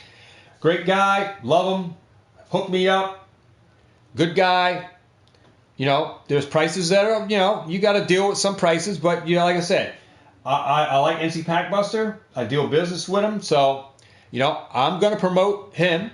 He's a good guy, you know, so, you know, he hooked me up, looks out for his people, and I appreciate that. I really do, NC Pack Buster. So thanks for those Evolving Skies booster boxes that you held for me when I was sending in my bulk credit to you to buy product from you. So I really appreciate that. Another pack, guys. Let's go, because there's a lot of products still, guys. We haven't even. It's a long video, but like I said, it's a knowledgeable video. Lost Thunder, guys. Another hidden gem. Lost Thunder booster packs, guys. Another investable product that you guys just coming in are probably missing out. Yeah, Lost Thunder. Good luck if you can find any booster boxes in any LGS store. I haven't seen anybody on an LGS store in my area selling Lost Thunder booster boxes, or just putting the packs in to sell. I don't even see them. I only see the new stuff in there. Nobody's picking up any of these box sets that are booster packs that I'm showing you. Nobody's selling them in my LGS store. So these are, you know, gone and under the radar, and or they don't want to pick them up because they're too expensive. But yeah, highly investable product. Lost Thunder, guys. So you should be picking this up. I believe this is about. I'm not sure around with this price. I'm gonna say $10, $11 on Lost Thunder now. I'm gonna just say safely $10, $11 on a $4.18 pack. Walmart, Target, when they did come out in sleeve blisters and stuff like that. All right. So another pack we'll talk about. You guys probably are well aware of this one. Team Up. Woo! If you didn't get on Team Up, well, you missed out. There was a Charizard in the Build and Battle decks that you could have got, and Build and Battle deck Charizards. Well, trying to buy Build and Battle decks. Well, go check out what Build and Battle on Team Up. Build and Battle. Those Build and Battle kits. You can get a Charizard in a sealed pack. Go check out what a case of those are going to cost you or set you back on. Go check out what individuals are going for. Really high priced. So Team Up, guys. Go check the pricing on that. I believe these are around, safely I'm going to say, $15, if not more, on Team Up booster pack.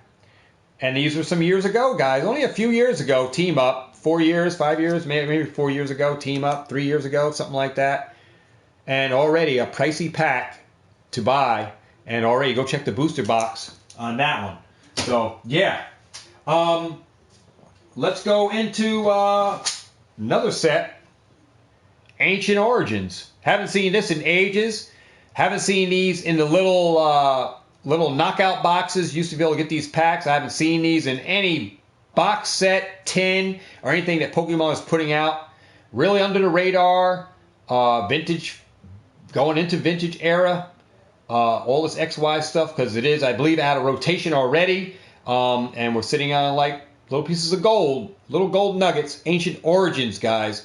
Safely, I'm going to say $8 to $9, maybe $10 on this pack. I don't want to go over extension on this pack, but we're going to safely say that $8 to $9 range, maybe 10. Safely say 10 on Ancient Origins booster pack. So definitely, if you can get some of these are some old OG packs. If you didn't get in on the era when I got in on these, then you definitely want to try to acquire some of those for a long-term hold. Now we're going to get into some other stuff here, guys. Forbidden Light booster packs. You know, I remember seeing these at Target. There was 3 packs, single packs. There was the little, nope, no, I'm going to say the little, what do you have? A little binder they came, and then they came with a pack. I did see those at Target. And then the pandemic came, and these got swooped up. And to this day, I don't see any of my LGS stores selling Forbidden Light booster boxes or any of this stuff. It's just like gone. The only way you're going to pick it up is on eBay, or go on Troll and Toad, or go on, you know, Macari, or go on these other different sites that sell Pokemon booster boxes and buy it, and hopefully you can get a good price on it. Forbidden Light, another gem of pack pulling from the XY, well, the Sun and Moon set. And then we're going to go on into, I'm going to just start throwing up some packs at a time. Breakthrough, Breakpoint. You guys do the math. Go check out what these packs are going. I think they're around $7, $8, $9 each. Somewhere in that range. Somewhere in that vicinity, I believe. Awesome packs to acquire and hold for long term while they're still readily affordable. Get yourself some Breakthrough and Breakpoint from the XY series Pokemon. Definitely get you guys some. And these guys are from my booster pack wall. So that's why they got the hangies, because they're on my wall of booster packs. Go check my Instagram, link in the description down below. You want to see the booster pack wall that I have in my studio. Then we're going to go into, just go into this stuff here real quick. Crimson Invasion, Sun and Moon base set, and XY Fates Collide. Some sets that, you know, you may not want to acquire that much positioning on. Maybe on Sun and Moon base set, you may want to acquire a little bit. Crimson Invasion, not too much. It doesn't really have all the greatest of stuff in it. Fates Collide has some decent stuff, but it all according to what you want to invest in on this. You know, you can get in and buy these up. why they're still affordable. All these packs here, these are still affordably priced at the under $10 price, I'm going to say, on these. You can get them around $5, $6. Crimson Invasion, maybe $3, $4 still, under the radar. And if you want to hold them, it's definitely a long-term thing with this for them to escalate in some kind of value. All right, on these Sun and Moon, Fates Collide. You can acquire whatever position you want on those packs. But, you know, I'm not investing too much in these. I'm not investing too much. I have some already on this. I have some of this, some of this. I'm not acquiring a large positioning on these. Some of the sets that I mentioned prior to them, I am acquiring large positioning on them. And some of the other ones I'm not going to be acquiring that much because the set is not that strong.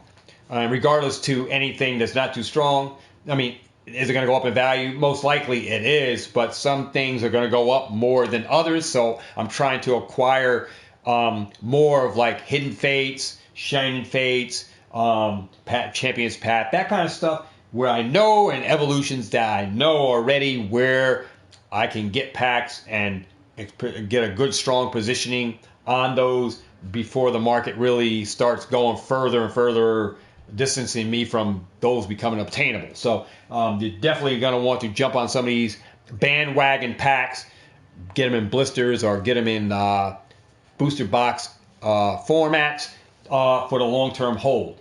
All right, so we're going to go on to some of these other guys. Sword and Shield. Still coming out with Sword and Shield. I have a strong positioning on this set because it has a gold Zasamenta and Zacian, which will be a strong point for people who want to open because those cards, the Zacian, I believe they're playing in decks, and is a strong staple card. So reason for opening the packs, definitely for the chase, will be after the Zacian, gold, and the Zasamenta. So Sword and Shield, I do have a nice acquirement of those Sword and Shield base set packs. Roaring Skies, got a nice assortment of packs in there. You can pull over Quasar and some other cards in Roaring Skies. I do have a pretty much a soft positioning on these packs. Don't have a lot of Roaring Skies. I didn't find a lot of these. But still, the packs, I think the booster box of Roaring Skies may be sitting at about $385. I'm not sure. I have to go and check the price point on that. But it may be sitting at that $385. I'm not sure. Don't hold me to that price point. But this is about $10, I would say, on the market price. $8 to $10 on Roaring Skies. Don't have a lot of strong positioning on these. It's very soft on these packs. I don't have a big positioning on those. Guardians Rise is the same thing. I don't have a big positioning on these booster packs. But they still are, you still are affordable. You can get these booster boxes in the $200-$300 range, I believe, on Sun and Moon Guardian Rising. Just do the math, check out and make sure my math of what I'm telling you is viable. And then you have the Sword and Shield base set there with Guardians Rising. Have a little assortment of that.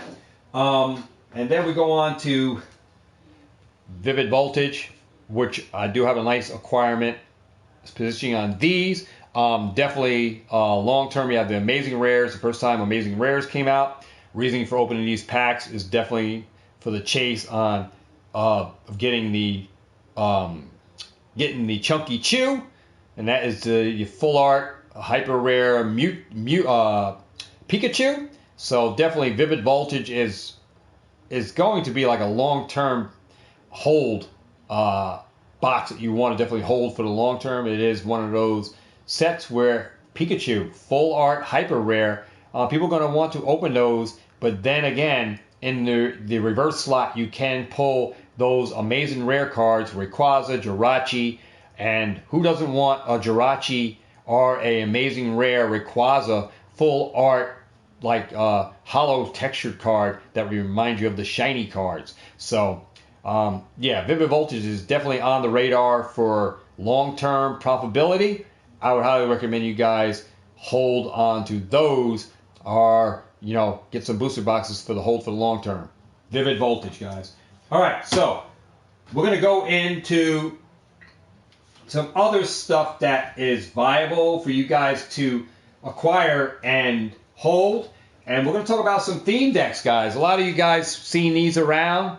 The Vivid Voltage came out with the theme decks. And guess what? There was a shiny Charizard inside there, a shiny Charizard Hollow deck box.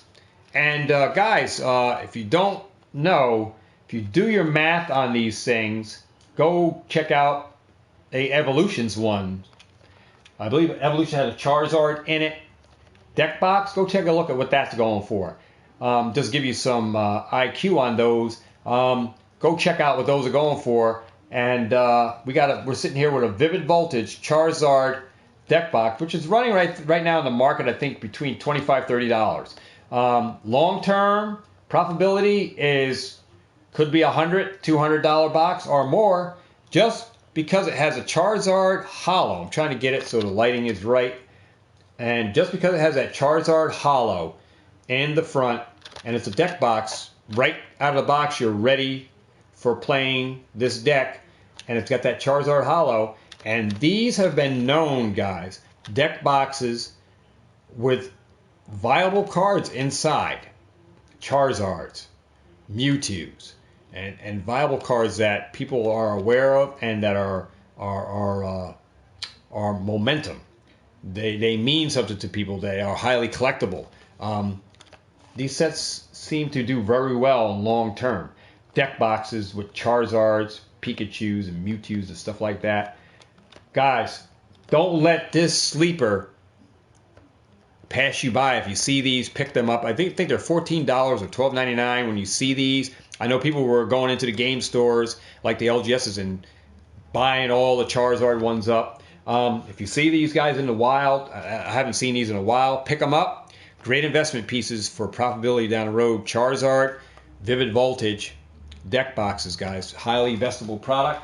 Definitely get that. Another product that we'll talk about is, I'm going to put quite a few out in front of you guys. So let me just move the sign down.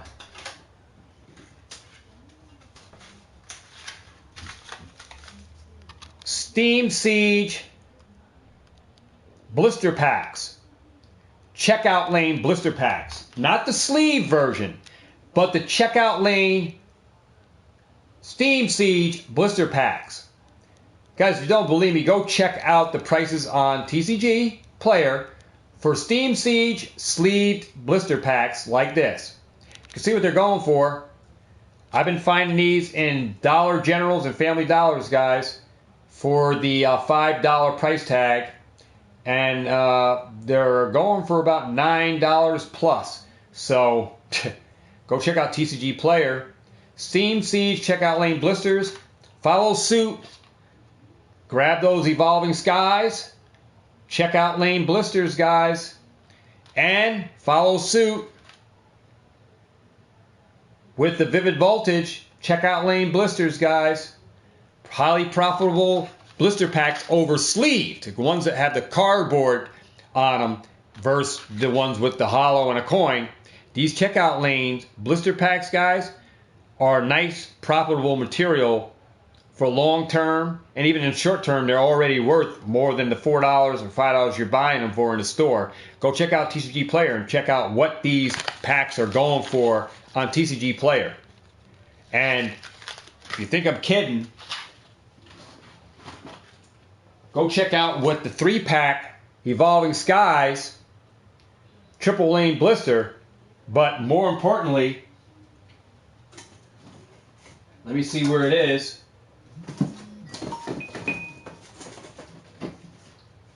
Check out what that Umbreon one is going for. Because there's two versions of the 3-pack blisters. One with the Ice Cube, and there's one with the Umbreon. These things are going for about $15 to $18. Right there, 18. I think this is 15. All day, every day on 3-pack blisters on Evolving Skies. The set for 2021, guys. This is the Hidden Fates, not Celebrations. This is your Hidden Fates right here. Evolving Skies is your Hidden Fate sets for 2021. The best set for this era of Sword and Shield. Right here, Evolving Skies. Grab this stuff while you can. Great investment for this stuff. All right. Now we're going to talk about, there's the other deck box, Blastoids. This came from the battle decks on Blastoise. The only way you can get this card was in this deck box. I grabbed this and I grabbed the Venusaur. Just gonna speculate on these, see what happens with them. But I got two of the, OGs that rival with the Charizard, because it was these and Charizard that rival. Those were the go-to goats that you wanted to get in the 1999 base set. You wanted Venusaur, Blastoise, you wanted Charizard, then you wanted Blastoise, you wanted Venusaur. That was how it went. And here you got two of them in a deck box. V cards ready to go. Could be sleepers, guys. I'm going to speculate on these, see what happens. All right. So, another packs that you can speculate on, guys. Vivid Voltage sleeve booster packs. And both the blister, checkout lane blister, and the sleeve. You definitely want to grab onto Vivid Voltage, which I haven't seen in a reprint. They are going for about $8 to $9 in rip and ships. And guess what? My Kirkland's game store had got a lot of battle styles lately. Had got battle styles in. And they were selling the hell out of battle styles at, I think, 110 or 120 for a booster box. But Vivid Voltage, I believe they got the same amount, because I had stepped over to Champions Cards, that's over in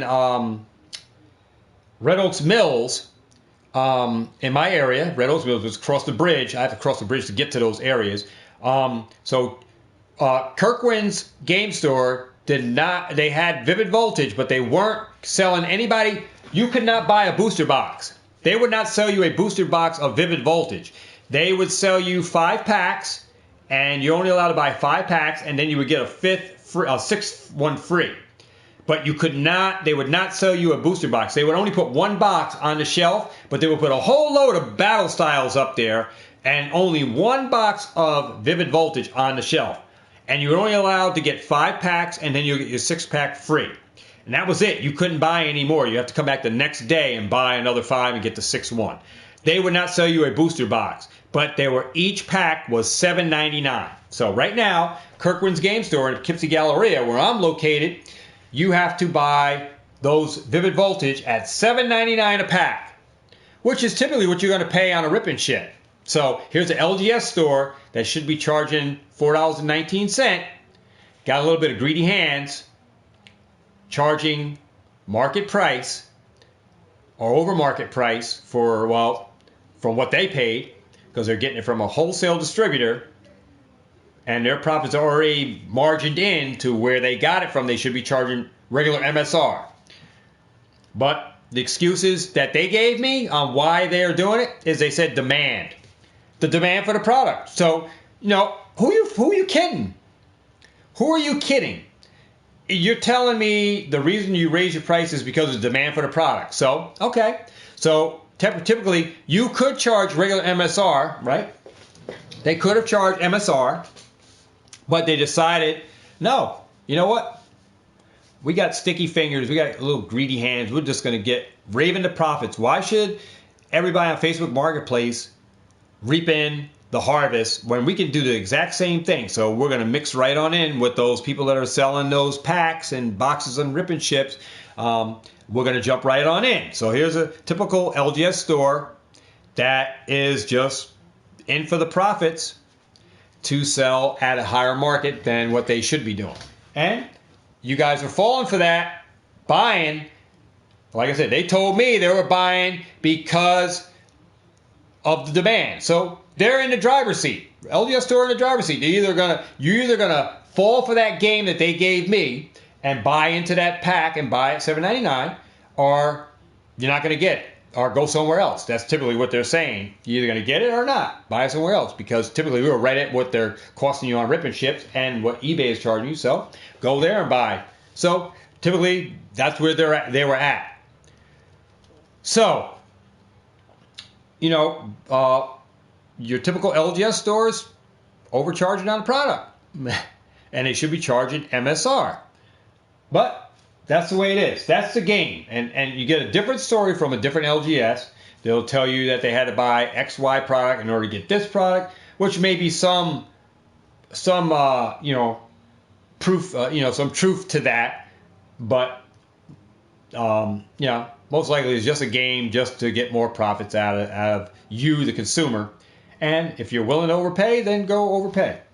All right, but we're going to talk about some more products here and keep on moving. So here are some other products you can guys get into. Unified Minds, like I said, you can get into the booster box format. Get yourself booster boxes, hold them for the long term. These are great for ripping chips, selling packs out, and for general opening to sell to the public in general ripping chips. These can be easily replaced.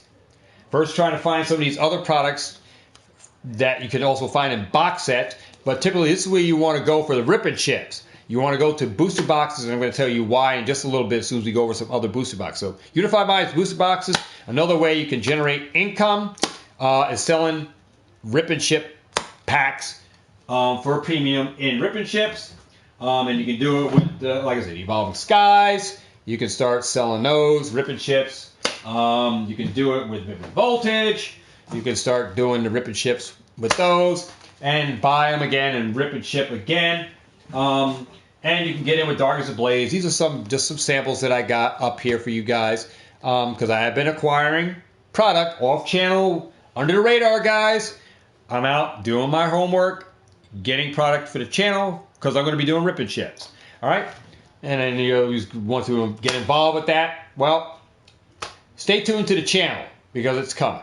All right, Darkness Ablaze booster box. All right, so these you can typically get into rip and ships and buy them at whatever price that you think that you can turn them for and make a profit based on the market. Do your homework, see what they're going for. eBay, Amazon.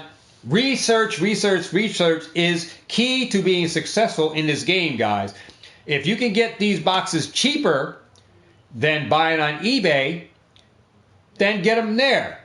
But do some research first before you get involved in buying a booster box because there are cheaper options. So check for your cheapest option before you settle for one LGS store and say, hey, I'm going to give you $140 for it.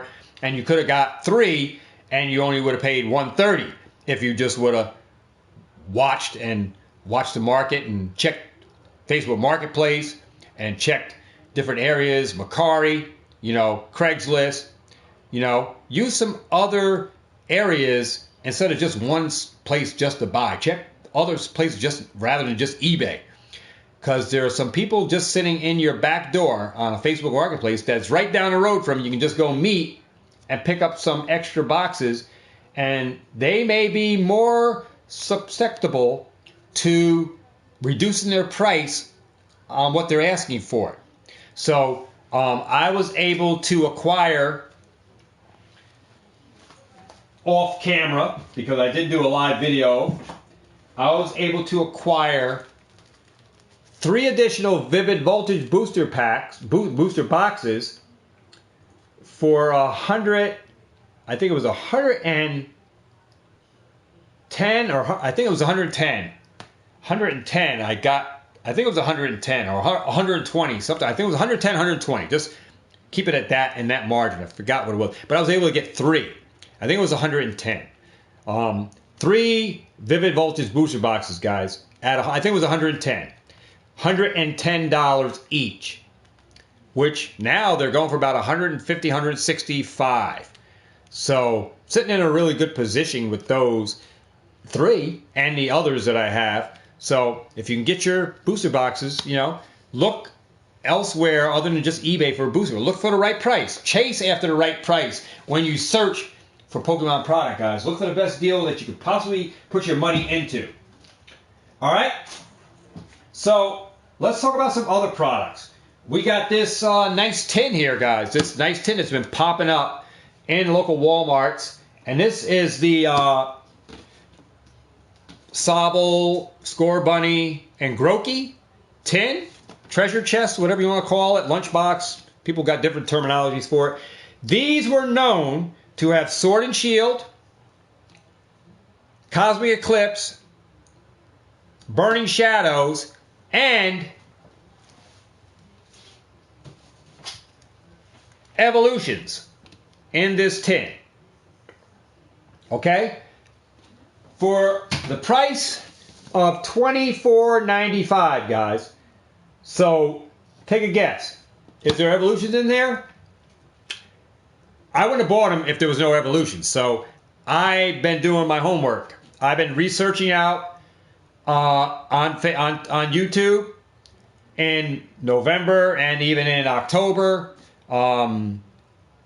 September, when I seen these, doing my homework on openings right on a month to month to make sure that even on a reprint that Pokemon is not replacing packs in these tins. And everyone that I've seen have been pulling Evolutions packs out of here. So I am safe to say, because I opened one prior to it, to know. And that's what I do, is sometimes if I'm not sure, even after watching a video, and they have multiples of these, say if they had 5 on a shelf, I would take all 5 to the counter. I would buy one, open it up right there, make sure the packs in there match up what is in here. And the only scrutiny that I see in these packs is the only pack that is not in here. You get 2 packs of Sword and Shield. You don't get the Cosmic Eclipse, but I think you get Crimson Invasion as a replacement. You do get the Burning Shadows, and you do get Evolutions. So for the price, guys, the Burning Shadows and the Evolutions at least cover this $24.95 right here. And then the other packs are free. But keeping this tin sealed has a long-term profitability of becoming valuable down the road because of the Evolutions pack and the Burning Shadows that gives it an added cushion price that could go for a nice premium down the road, keeping it sealed because of those cards that are the packs that are inside. So remember that when you're out there in the wild looking for products, look for those hidden gems, the ones that are under the radar. All right? The ones, those hidden gems, the people that are forgetting the low-hanging fruit that people leave behind that are scalping just certain products and not remembering about this. Grab these when you can see them, guys. Evolutions, Sword and Shield, Burning Shadows, and I believe Crimson Invasion are the 5 packs in here. Long term, this set should iron out to be very profitable right here. This Sobble, Grookey, Scorbunny, treasure chest, guys, that has the Evolutions and Burning Shadows packs, the selling point that covers this tin that costs $24.95. Grab these when you can, guys. I've been picking these up. I'll pick them up all day, every day, just because of the 2 packs that are inside. Gives me everything in this tin is free after that, because all I have to do is sell the other packs, the other 3 packs, and that's profits in the bank. So grab yourself those tins. Another tin I would highly recommend you guys to look after when you see these are these Kantos mini tins.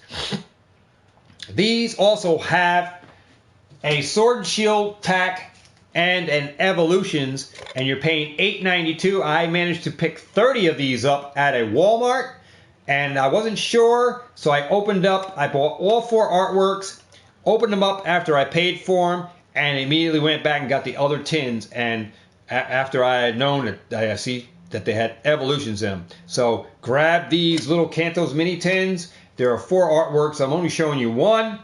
They do have, even in this date, 2021 of November, they do have Evolutions pack and a Sword and Shield in here. The remaining, I only opened up 4. These are still sealed, and I'm keeping them sealed because these tins with this Evolution pack can become quite valuable down the road in a mini tin. So I am keeping them sealed, but I do know what's inside, and I am going to be tagging notes on the back to what's inside these tins so I can refresh my memory if I wasn't sure what's in them, and if it comes to a selling point and I forget what's in them. Guys, I will have like a little note that I will tag on the back that I know what's in them based on a little note that I put on the back if I'm not sure. I can continue to know what the prices are on what I got from these tins. All right, so We're going to continue on, and we're going to talk about these box sets, these Union. These just came out, these Zacian, Mewtwo, and we're going to talk about the Green Ninja box sets, guys. I think these sets, these box sets like this, are highly collectible. There's a lot of stuff going on in these four artwork, these four cards that make up the V-Union card on these three sets.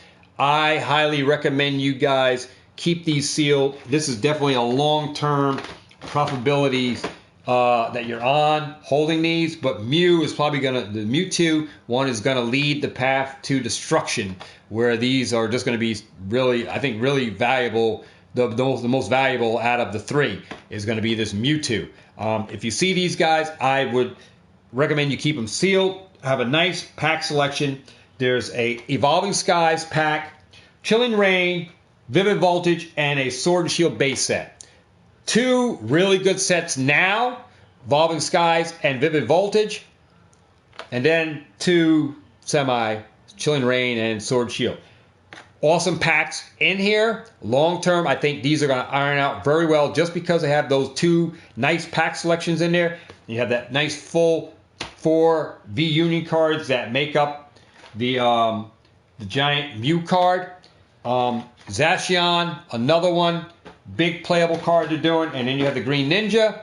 Highly recommend you guys buy these. Keep these boxes sealed. Just hold them for the long term. Ride them out. Buy them.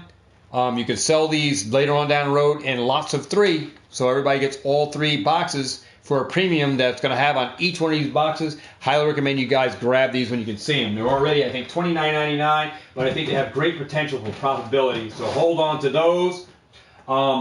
Other sets that I'm talking about that you guys should be grabbing is Shiny Fates. Keeping some of these Pikachu box sets sealed. Remember, Pikachu was the mascot for Pokemon, but Charizard kind of took it over. But Pikachu is still kind of like that forward front character. I would highly recommend you keep some of these Shiny Fates Pikachu boxes sealed from Shiny Fates. Another, like I said, classic gem. Long term, these should iron out to be very good. These should be very good at profitability. Just got to wait for the long term on to see what happens with this box set, even though they are still coming at Walmart. Hold them and keep them sealed for the long term, guys. All right, long term. All right, so with that said, we're going to move into another region as we wind down. Let's go into the Zacian and Zasamenta premium collection boxes. Guys, I have not seen these come back onto the market. I'm holding about 6, 3 of each. I have 3 of each, one. So I have 3 sets of each. So I'm in a nice position on these. I have not seen these come back out. The Zacian and the Zasamenta premium collection box. You get a lot of awesome packs in there. I think there's Vivid Voltage in these. Yeah, I believe there's Vivid Voltage in here. Sword and Shield is definitely in there. Darkness Ablaze. There's a nice assortment of packs in these boxes, and then you get all these golden goodies. Highly recommend you guys, if you find these in the wild, these were, I think, $49 sets. Very nice high-end products. They are probably going to do very well in the long term. Definitely grab those if you see them. The Zacian and Zasamenta, guys, premium collection boxes. All right, grab those. All right, so let's go on as we finish up. Let's get into Evolving Skies Elite Trainer boxes. Yeah, it's a new product, but guys, Evolving Skies is that set for 2021. Definitely should be a rise on this no matter what. Let them print more, they print more. Once the waves are done, this product's gone. You got a great set here, guys. One of the best sets for 2021. And like I said, the prices are already showing you is a great selection of cards. That why people want to open this stuff up to acquire the packs, and why would they want to collect it is because there is an amazing set of Rayquazas and all kinds of old school Pokemon that bring back that old school nostalgic and reasoning for opening and wanting to keep this stuff sealed is why these are going to be in demand even years from now. Evolving Skies Elite Trainer Box, any Elite Trainer, any Evolving Skies products, sealed booster packs, blister packs, checkout lanes, sleeve booster packs, going to be in high demand even years from now. Highly profitability, really great for investing as well. The Elite Trainer boxes, guys, on Evolving Skies in 2 formats. I'm only showing you the one, but you're definitely going to want to get on that. I do got some Sword and Shield Sun and Moon base set.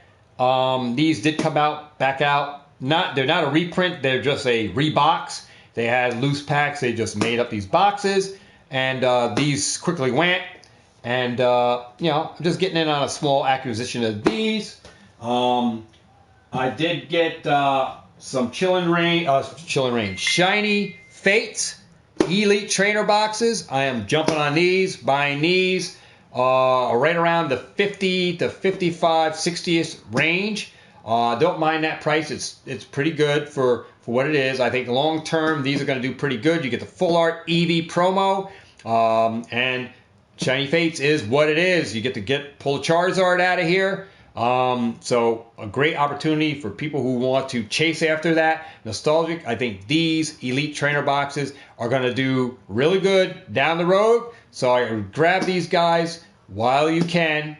I haven't seen these being restocked back out, and I don't think they are going to restock them.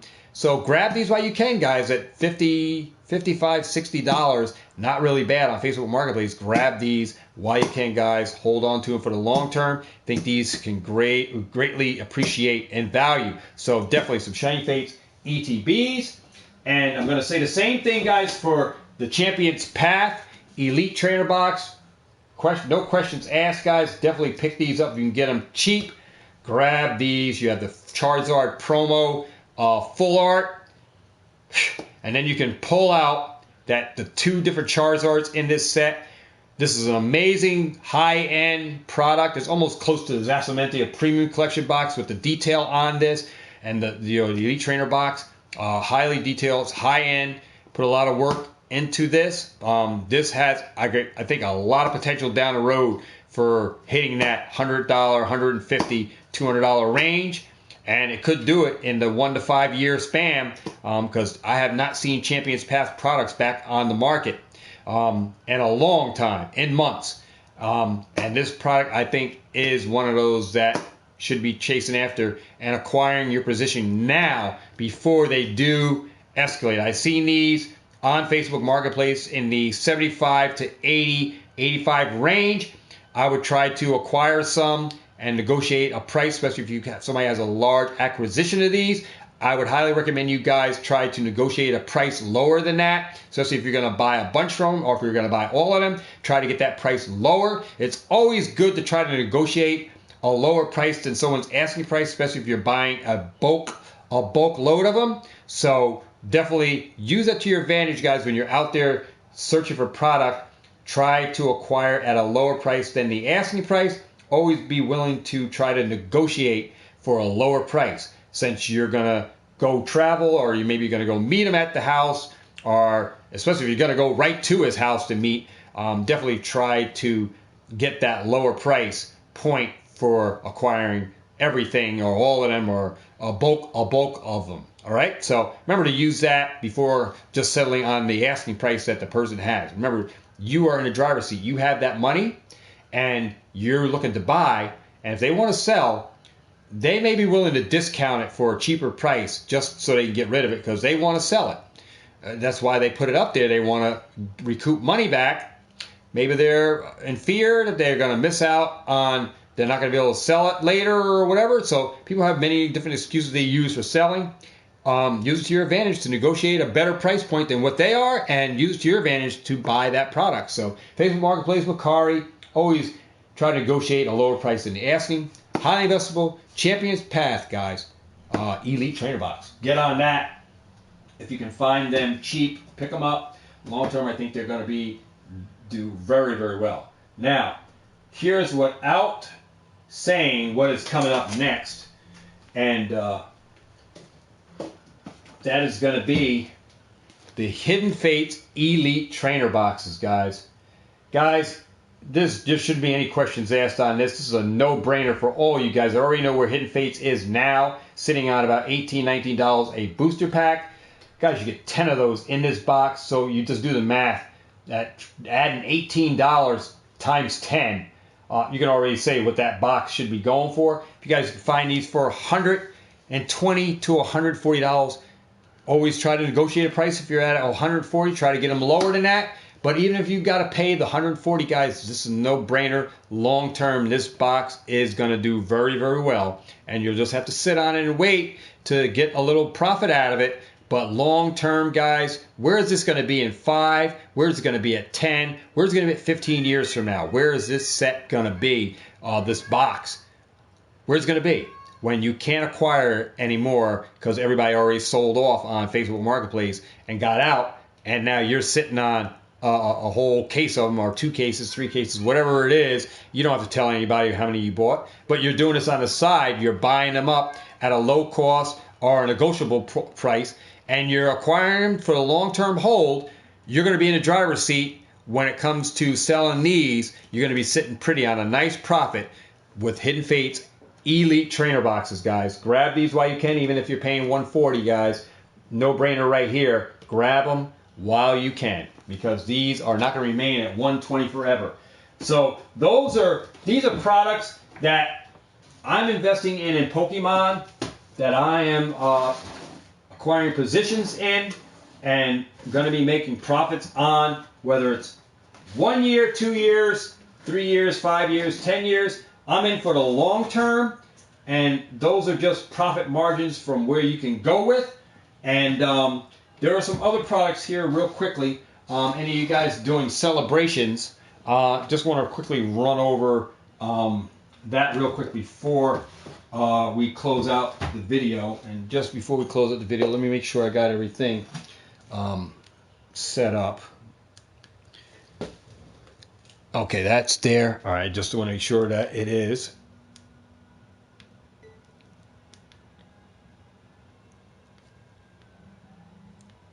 Come on. All right, so why is that doing that? My phone, my phone is like frozen. I don't know why it's frozen. So I'm going to restart that. Trying to power off and restart. It's not even doing that. It's frozen on the screen. There we go. Alright, so I'm going to restart that. I'm going to show you some cards. Celebrations, guys. This set is really like, the hype for it really went through the roof. It really did. I opened up a ton of product. Just going to show you what I got. And this is not all of it because I left the binders in the other room. But here are all of my, these are all my hollows. I guess I'll go over it because and you guys want to hit me up to buy or trade for these. Whoops. All right, I got to put that back on. I have plenty of Ho-Ho hollows. You can see the 25th anniversary right there. We'll show them up on the camera. Kyogres. I got a bunch of these. Groudons. Zekrons. Reshiram. Just going to show you what I got. Palkias. And I got a load. There is a load, guys. Solgaleo. Professor's Research. And you can see I got slews of them. Yveltal. There's a bunch of Yveltal there. Now the hollows are really losing or tanking out in price. But some of these still should do pretty good. Dialgas. Look at all the Dialgas. These are all the Dialgas I got. Nice big stack of Dialgas. Cosmeog.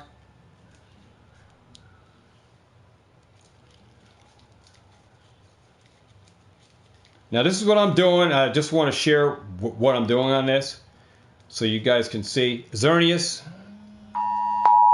Whoops. We got Fire! Lunala. Lugia. Alright. We got a bunch of Lugias. Alright, so those are my hollows. Now, let me just set this up real quick before I finish off the video. Alright, just give me 1 sec, guys.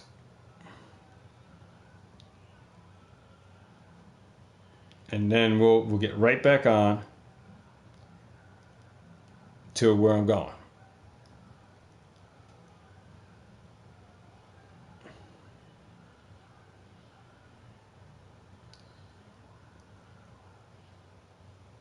Come on.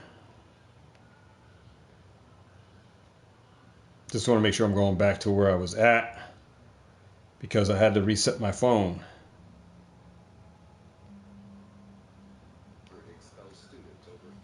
Okay.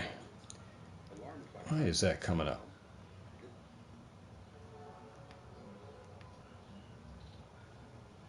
Okay. Got it. All right. So this is what you can do with your hollows. These guys are tanking out. There are some hollows that I've noticed that are kind of hard to get. Despite my positioning on how many I got, I think the Lugia hollow should be going. All the other hollows outside of what I'm talking about, you should be able to pick up fairly cheap. All right. And I'm going to say all the hollows outside of what I'm saying, you should be able to pick up between $1 to $2. Other hollows, this is where I'm pricing them at because of what I'm seeing. And I'm saying the Lugia should be priced around $3. All right. Lugia is about $3.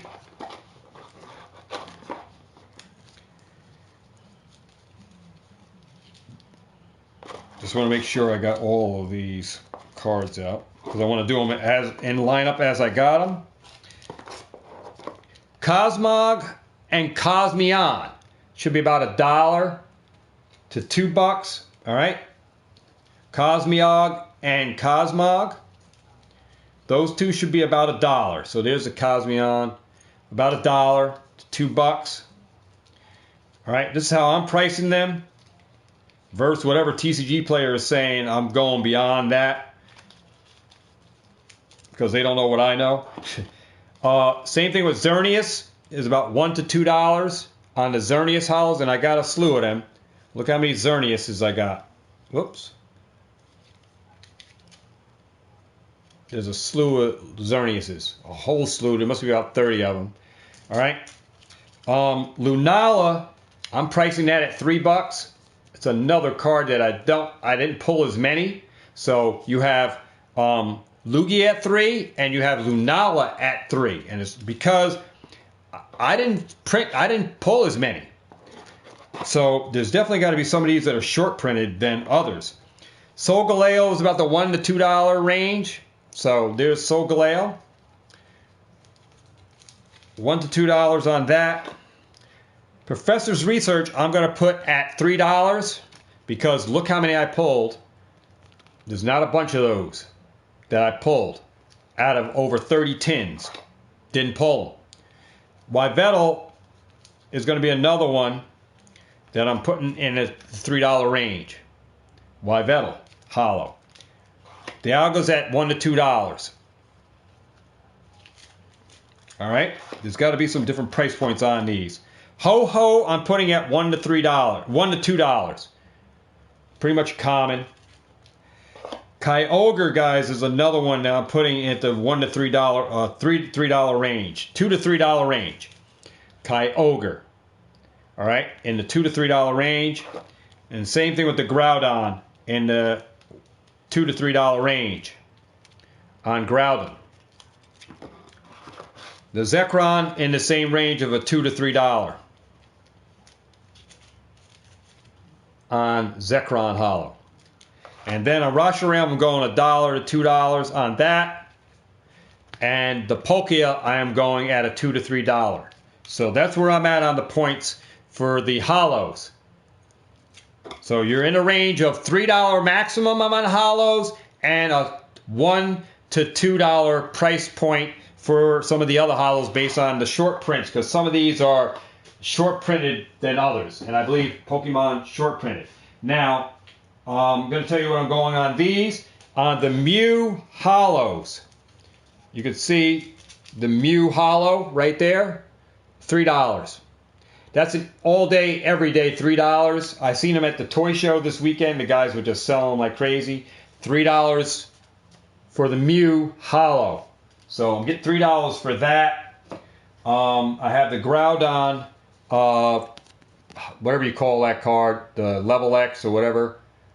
The Groudon hollow reprint. I don't know what you call that card. $4 on that. And $3 on the Claydol. And I have quite a few of those. Then I have Venusaurs at $15. That's a reprint of the base set. And then I have the Blastoids. And I didn't even put the price on that. That's probably going to be right around the same price point, $15 for the Blastoids. Then I have the Dark Gyarados at $4. And the Cleffa, I don't even know what I priced that at. I have to search that out for the Cleffa. And then I have the Zapdos. Here comes Rocket what do you call it? Rocket Zapdos. I have at $5. And the Birthday Pikachus, I have 2 of those. Those are at $10 each. And then Imposter Professor Oak is at $3. And then here come Team Rocket. I have at $4. And then the Surfing Pikachu and Flying Pikachu, both of those are at $7. And there's the flying one at $7. And then we have the Surfing Pikachu V.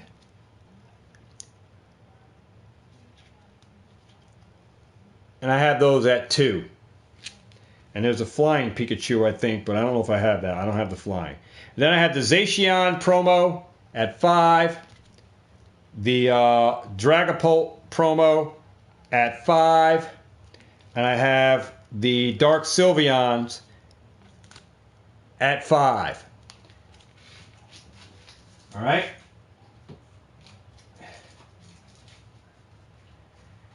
I have the Lance's Charizard promos. I was going to send these into PSA. I got those priced at $6. And then I had the Flying Pikachu. I got these at $3. So it's $2 to $3. I'll probably go $2 on that, not $3. So $2 on the Flying Pikachu V. And then I have the Zasamenta and the Zacian at $2 each. And these are the celebrations that I got. And there's some more Charizards. Some more Charizards I got. So those are my pricing on that. Then I have the Zacian V. This is $2. And then I have the Red Cheeks Pikachu character card. Have quite a bit of those at $2. I have the Reshiram. That card there at $10. Give you a better artwork. I sold the Zekrom one I had. That went for $10.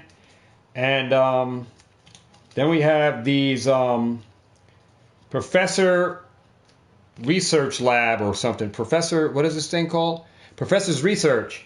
I have a bunch of those. And those are priced at $9, the full art. And then I have these 3 that I'm not even selling. Not even selling these, guys. It's the truth. I pulled 2 of these just yesterday out of 6 tins of the Walmart tins of the Sylveon, Dark Sylveons. I pulled these both out of last packs out of the last 2 tins. So out of 6 tins, Walmart 17.97 tins, I pulled 2 of these. The ratio to pull these Mew Full Art Secret Rares are 200 and something, 260 something packs. If you look at there's a breakdown on packs, what you can pull. These are running about $85 each. But I'm not doing anything with them right now, guys. I'm not selling them. And one I pulled out of my first 2 tins.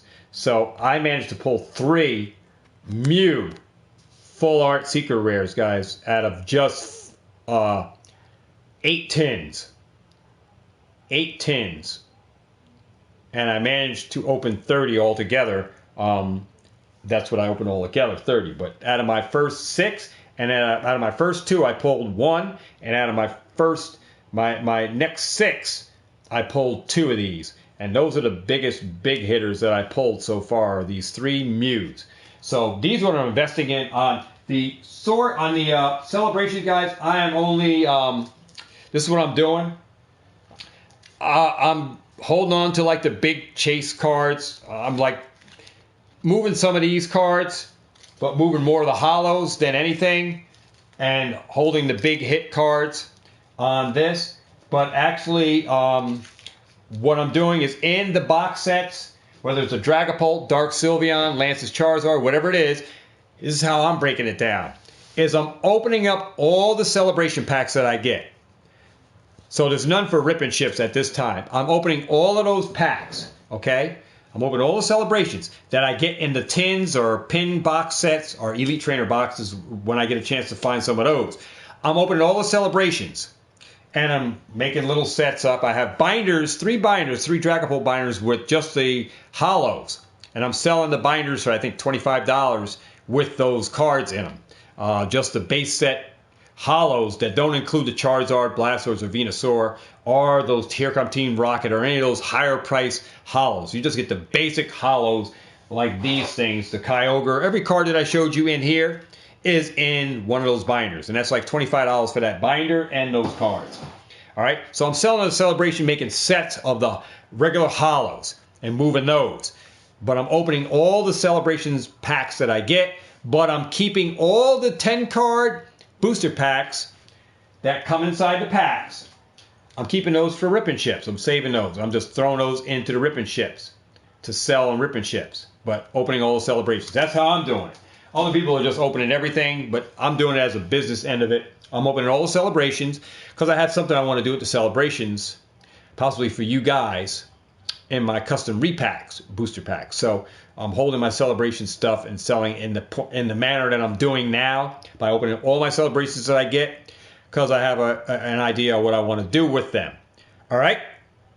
So that's what I got going on. So, yeah. So that brings us to the conclusion on, you guys can write down in the comment section what you guys are investing in or what you guys want to buy into.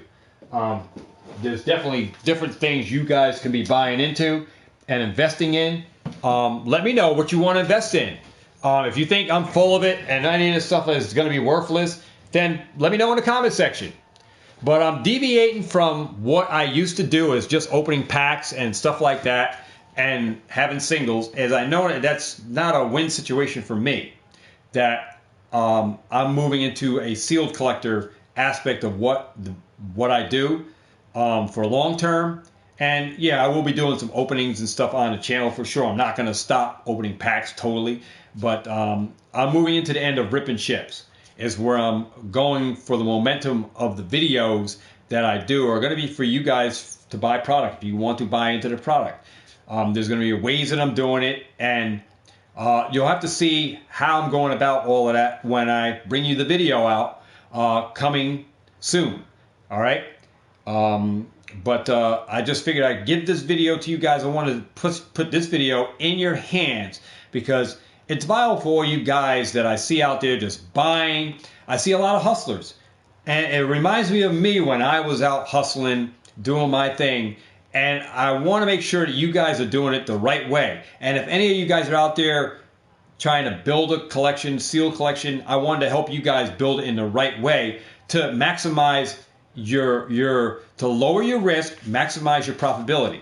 And this video would help you do that if you follow in the manner that I showed you. And what I'm collecting, you can take those bits and pieces and acquire and attach it to what you do and how you collect or how you hunt for Pokemon in the stores or wherever you go shopping for Pokemon.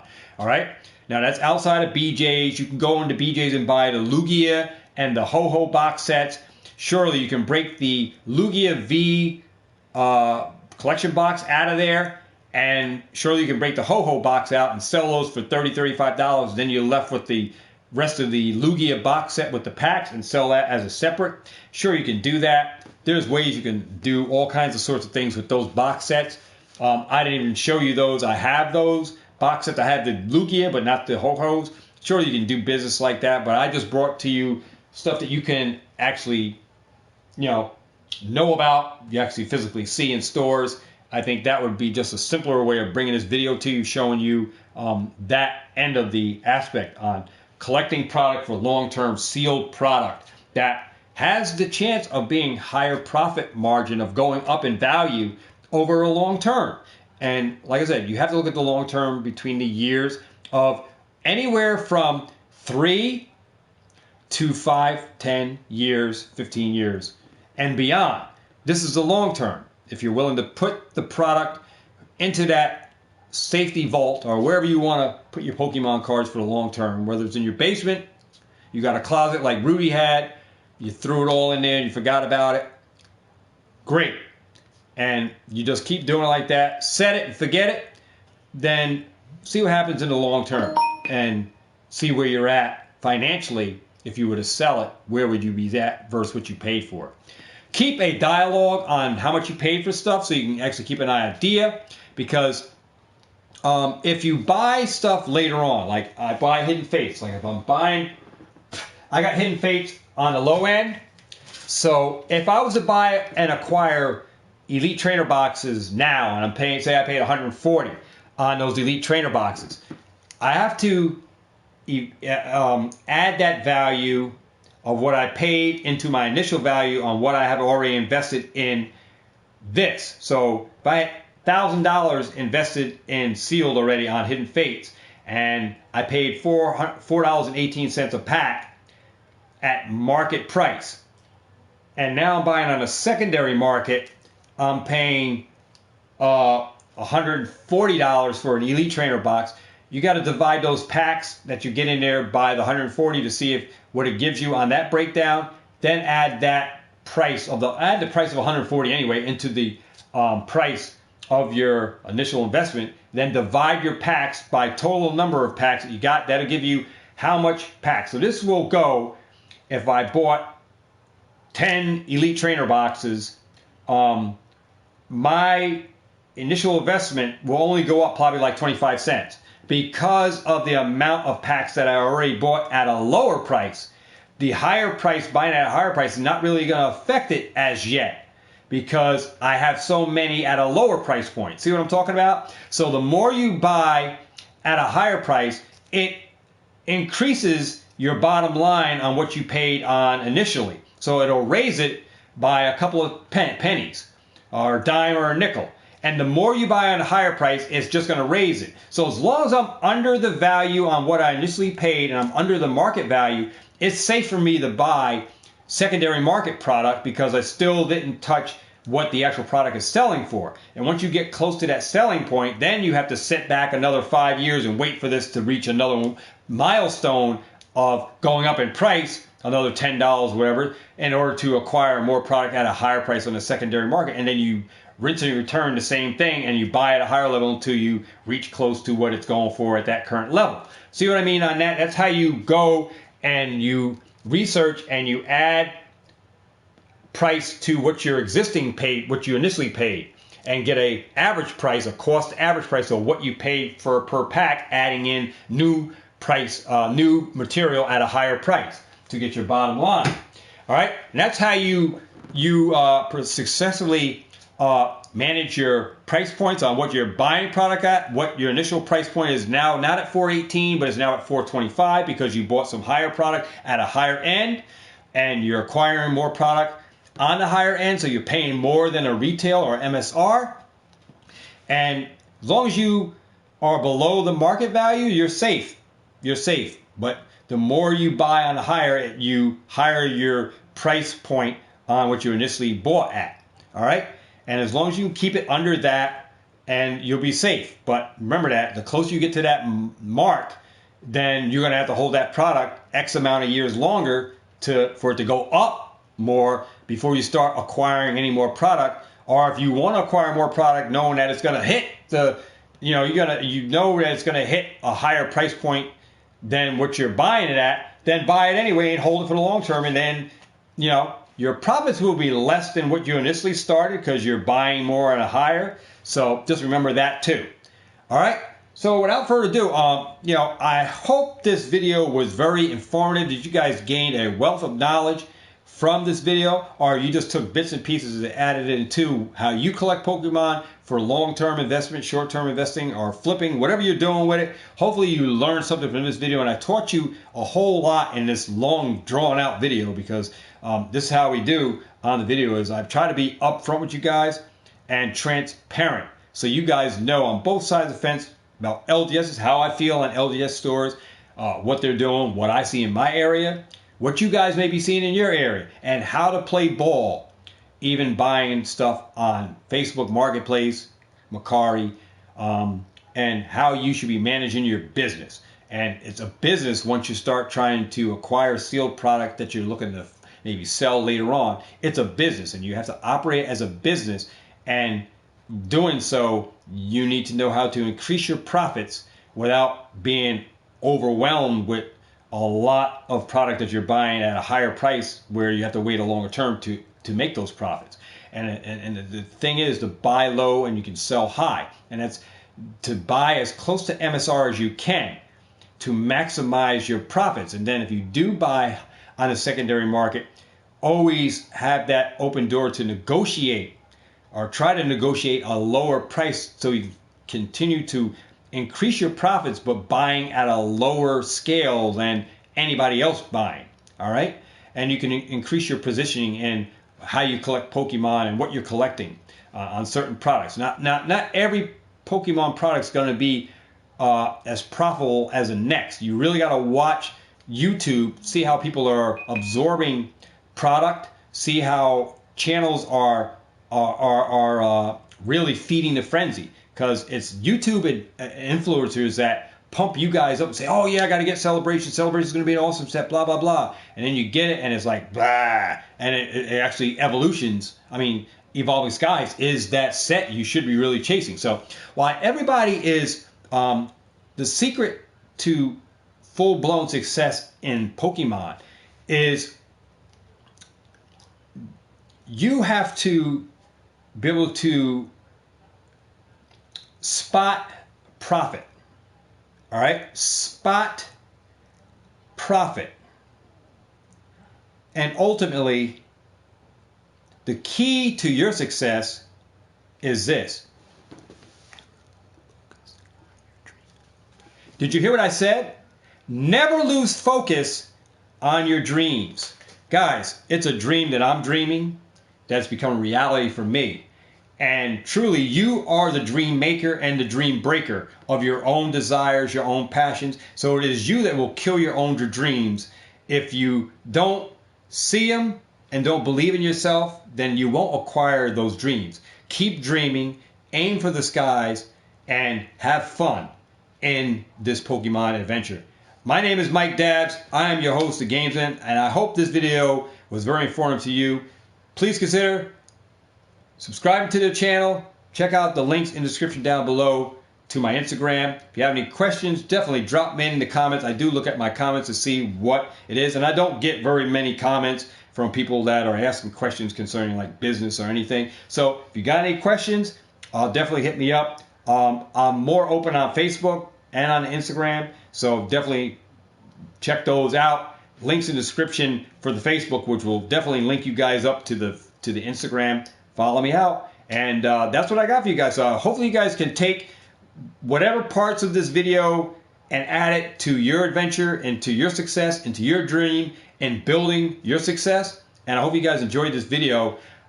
And in return, I will see you guys on the next video, guys. I do have another tutorial video for you in business. And it's a little different video versus, Pokemon and stuff. But I'm trying to, guys, get you guys on that same train that I'm on, that you can live life and have a dream and have financial success and financial freedom. That I'm sharing my information with you guys. So you guys are trying to do this, that you will succeed just like I am succeeding. And I'm sharing that. And that is why I brought to you on the channel my everyday hustles, because I'm out there doing all this footwork, this legwork in this hustle that I'm in. I'm on multiple side streams making it happen. And if you got the same desire and passion that I do, then you will become successful. And always align yourself up with successful people and keep the negativity away, because you need to stay on a positive train. It has to be a positive focus, because if you stay with negativity or negative people, it's going to bring down your dream, and you're going to believe in what they're saying. Because if you believe it, you can achieve it. And if you're believing in negativity, your mind starts to focus on negative things, that they may be right, I'm not going to make it, I'm going to fail. And if you're hanging around folks like that is pumping that into you, saying I tried that, did it, man, you're putting your money in the wrong thing, you need to put it in stocks and Wall Street, that Pokemon thing's not going to work. If you're dealing with people like that, that's going to be brushing, your mind is going to be trained to think on the negative things on you while you're trying to build a business. And that's not the right mindset that you want to be in, because I'm in the mindset that I'm tuning out that kind of stuff, and I'm tuning in and focusing on positive things, on my adventure and my dream. And as long as you can believe in your dream, you can achieve in this life anything you dream about. So if you're having dreams of having a business, you know what? You can achieve anything in this life. We live in the United States, the greatest country on this planet, and you can achieve anything you put your heart into. So if your heart into becoming a business owner, you can become a business owner. You just have to have the desire, the drive, and the passion, and to focus yourself around positivity and keep that negative stuff out of your mind and out of your focus, because it's going to draw you down and steer you away from your dream, and you're never going to achieve it if you stay around this negative. So negativity will come, guys. It will come in the form on your channel. It will come in the form of your people on your job, because, those people aren't you. You are the one, like on my job, I'm the one doing what I do. They're the ones working just like I am, but they don't have the same desire. They don't have the same passions. They're not doing the same hustles, and they're just living from paycheck to paycheck. And I'm the one doing my dream. So they can't tell me any different, because they're not me and they're not in my shoes. And if they were in my shoes, they say, wow, this guy got something going on, because they don't know like I know. And that's why I just keep it on the back burner. I just keep doing what I do. I show them pictures, and they can say whatever they want. But as soon as they start talking that negative, I say, all right, I got to go. See you later. And I just got to steer myself away from that, because I don't need to hear the negative. I know where I'm going. And as long as I stay focused, sky's the limit for me. I'm passionate with what I do. I enjoy what I'm doing. I enjoy bringing these videos and sharing my knowledge with you guys. And take it for what it's worth. If you don't like the video, then you don't like the video. If you don't like these kind of videos, then these videos aren't for you. It's not for everybody. This world does not teach you what I teach you. This world teaches you about a 9-to-5 job. Mom and dad tell you need to go to college, get a good job. Now look at all these teachers that got these degrees and all that. They're in the same shoes as someone who just came out of school. They don't have a job. They have these high degrees and they can't even get a job. So the whole scenario of go out, become a doctor, get a lawyer, or your mom and dad say go to college, get a good degree. Those things mean absolutely nothing, because the pay scales have risen to where people coming in the door are closing in, making the money that I'm making now. Coming in at $19.50 and stuff at Walmart, it's coming in the door making money. And here I am. I worked all these years to make what I'm making, and here they are coming through the door making close to what I'm making an hour. So those, and they don't have a degree. So you know what? That hard work, those degrees don't mean absolutely nothing. Follow your dreams, guys. Dreams become reality, and dreams come true. Just believe in yourself and what you do, and you will achieve everything that you ever wanted in this life. Believe that. With that said, guys, I'm going to close out this video. Hopefully you guys enjoyed it. I'll see you guys on the next one. I am the host, Thegamesmen, better known as aka Mike Dabs, your host of Pokemart TCG. You guys have been awesome. I'll see you guys on the next one. Peace.